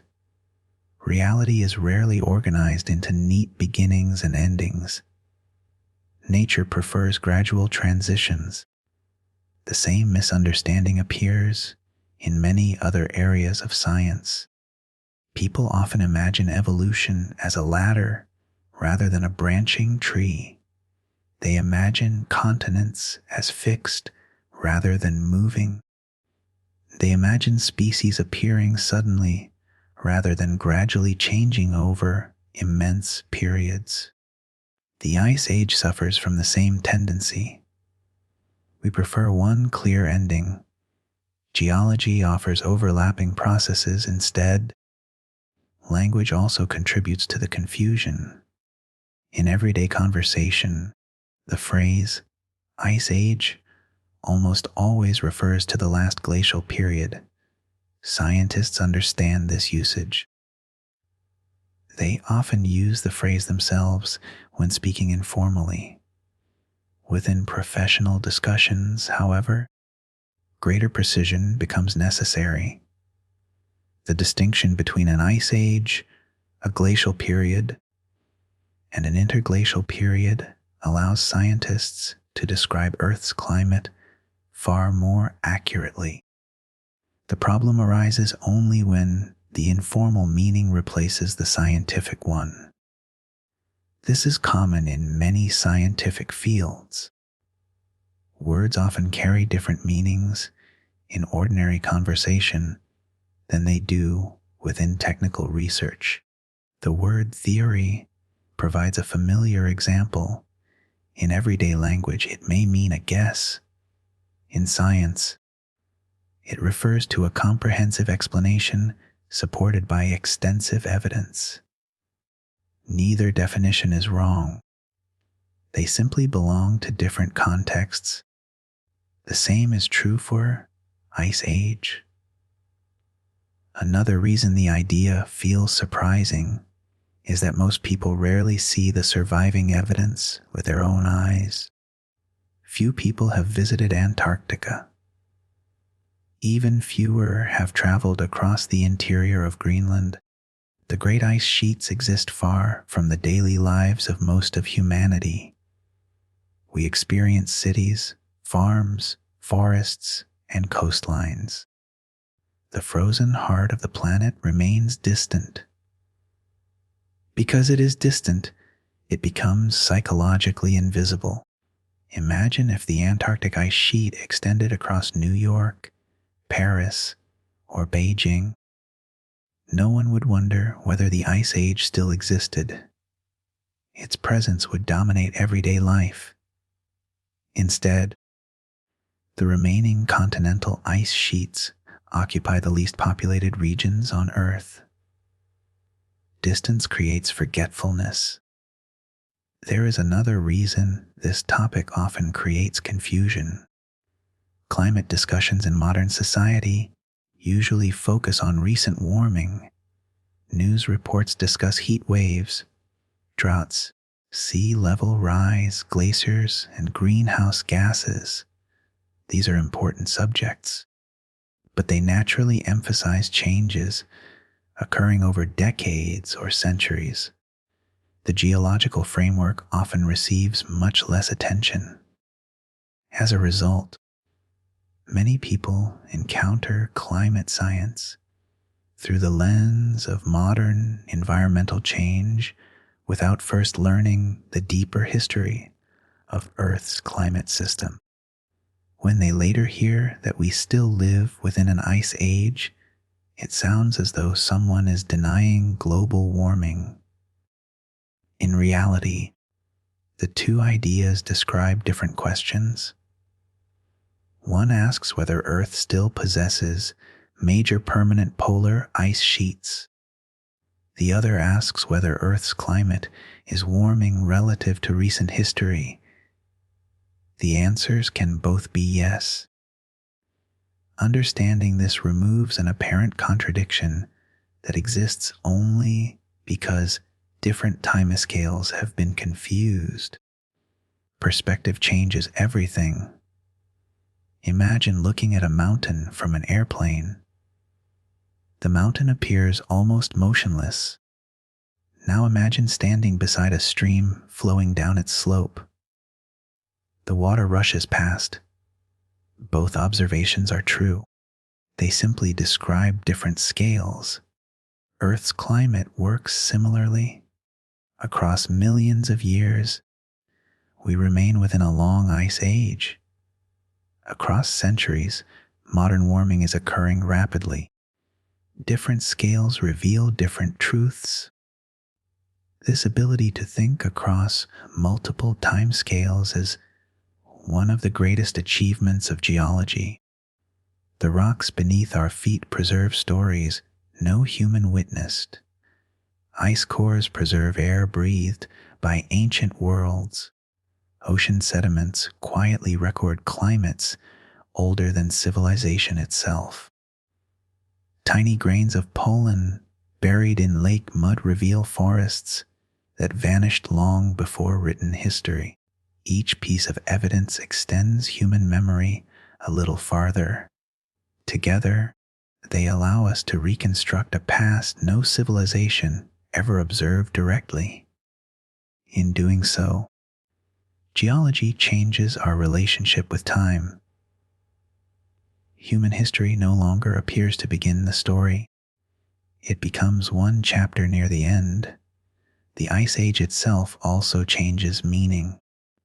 Instead of a mysterious frozen catastrophe belonging entirely to the past, it becomes an ongoing geological condition with many changing phases. The mammoths lived during one particularly cold chapter. We live during a warmer one. Both belong to the same broader narrative. Perhaps this is why geology often inspires a unique sense of humility. The mountains surrounding us seem eternal, yet they rise and erode. The oceans appear permanent, yet they open and close. The climate feels stable, yet it continuously changes. Even the continents themselves drift slowly across the planet. Human civilization often measures success in decades. Nature measures transformation in millions of years. Neither perspective is wrong. They simply answer different questions. The challenge comes when we mistake one time scale for the other. Doing so creates apparent contradictions that disappear once the larger picture comes into view. This larger perspective also reminds us that scientific knowledge evolves. When the first researchers proposed that glaciers had once covered northern Europe, many people rejected the idea. The evidence eventually became overwhelming. Later, scientists discovered orbital cycles. Still later, satellites allowed direct measurements of changing ice sheets. Each generation expanded humanity's understanding a little further. Science did not replace one story with another. It refined the story as better evidence became available. The realization that we still live within an ice age belongs to this same process. It is not a sensational discovery. It is simply the result of looking carefully at definitions, geological evidence, and the long history of Earth's climate. Sometimes the most surprising truths are not hidden. They have been quietly sitting in scientific textbooks for decades, waiting for someone to ask the right question. And perhaps that is the greatest lesson of this entire journey. Nature does not organize itself according to the limits of human intuition. The planet is under no obligation to fit neatly into the stories we find most convenient. Instead, it follows physical laws operating patiently across unimaginable spans of time. The glaciers advanced. The glaciers retreated. Civilizations appeared. The atmosphere changed. The continents continued drifting. The orbit continued evolving. The Ice Age continued. Once we understand the language, the evidence, and the time scales involved, the mystery largely disappears. The surprising answer becomes the obvious one. The Ice Age never truly ended. We simply arrived during one of its warmer chapters, and because our entire civilization has existed within that chapter, we mistook it for the whole story. As our journey comes to an end, let us return to the question that began it. Did the Ice Age really end? At the beginning of this story, the answer seemed obvious. Of course it did. The mammoths disappeared. The great northern glaciers retreated. Forests returned. Human civilization flourished. Everything around us appears to belong to a warm and stable world. Yet after following Earth's history across millions of years, the answer has become more subtle. The last great glaciation ended. The Ice Age did not. That single distinction changes the entire picture. We have learned that an ice age is not defined by snow covering every continent. It is not defined by mammoths wandering frozen plains. It is not even defined by the largest glaciers reaching their maximum extent.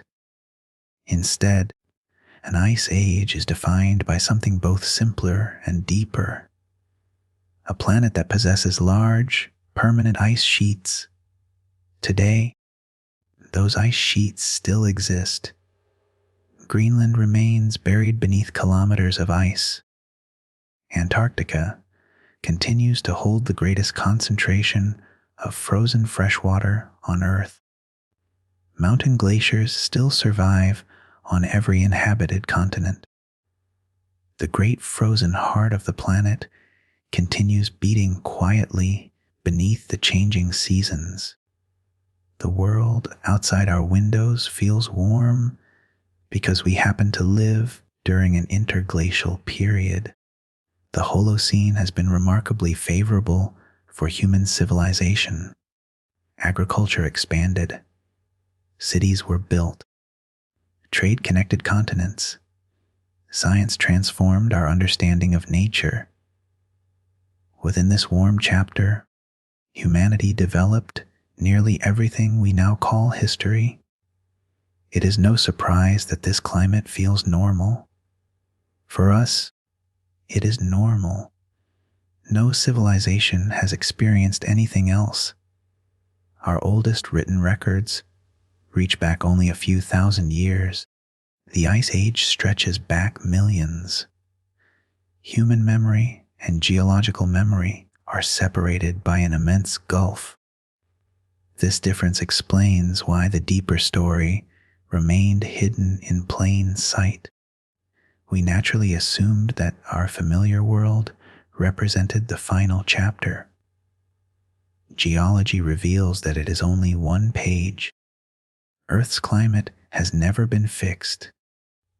Long before humans appeared, continents drifted across the globe, mountains rose and slowly wore away, oceans opened and closed, atmospheric chemistry changed, life evolved, ice advanced, ice retreated. These changes were not random. They formed repeating patterns governed by the laws of physics.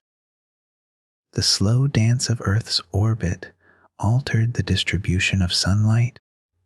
Ice sheets expanded when summers became cool enough for snow to survive. They retreated when warming reversed that balance. Oceans, atmosphere, vegetation, and greenhouse gases amplified each transition. Together, they produced one of the most extraordinary rhythms in the history of our planet. A rhythm measured not in years, but in tens of thousands of years. Against that immense rhythm, the entire history of civilization becomes astonishingly brief. Every kingdom, every empire, every language, every scientific discovery, every cathedral, temple, library, and city, all have existed during only one warm interval of one glacial cycle within one ice age. The scale is almost impossible to comprehend. And yet it reminds us of something profoundly important. Human beings often imagine ourselves standing outside nature, observing it from a distance. The deeper we study Earth, the more that illusion disappears. We are participants. Our species evolved within the Quaternary Ice Age. Our ancestors crossed landscapes shaped by glaciers. The rivers that supplied early civilizations often flowed through valleys carved by ice. The fertile soils supporting farms were enriched by glacial sediments. Even the coastlines where great ports developed were influenced by rising seas following the last glacial retreat. The Ice Age did not simply happen before us. It helped create the world in which we live. Today, the relationship has become even more remarkable. For the first time, one species has become capable of influencing parts of the climate system that shaped its own evolution. Human activities now affect atmospheric chemistry. The atmosphere affects temperature. Temperature affects glaciers and ice sheets. Those ice sheets influence sea level, ocean circulation, and the future of coastlines across the world. The conversation between life and climate has entered a new chapter. This realization should inspire neither fear nor arrogance. It should inspire perspective. Nature remains vastly larger than humanity. The oceans still move according to gravity and physics. Earth continues orbiting the sun. The continents continue their slow migration. The Milankovitch cycles continue unfolding exactly as they have for millions of years. Human civilization has become influential. It has not become all-powerful. Our story now joins a much older one. Perhaps this is the greatest gift geology offers: perspective. It reminds us that permanence is often an illusion. The landscapes we consider timeless are temporary. The coastlines we draw on maps will eventually change. The glaciers we photograph today have changed before. They will change again. Even the stars above us shift slowly across the sky over immense spans of time. Nothing in the universe remains completely still. And yet, amid all this change, certain patterns endure. Water continues flowing downhill. Gravity continues shaping mountains. Ice continues forming whenever snow survives summer after summer. The same physical laws that governed Earth long before humans continue governing it today. Understanding those laws allows us to see beyond the limits of our own lifetimes. It allows us to recognize that a warm summer afternoon in the present and a frozen glacial landscape 20,000 years ago belong to the same continuous history. The Ice Age was never a separate world disconnected from ours. It is the larger climate system within which our own civilization developed. Perhaps that is why this story feels so surprising.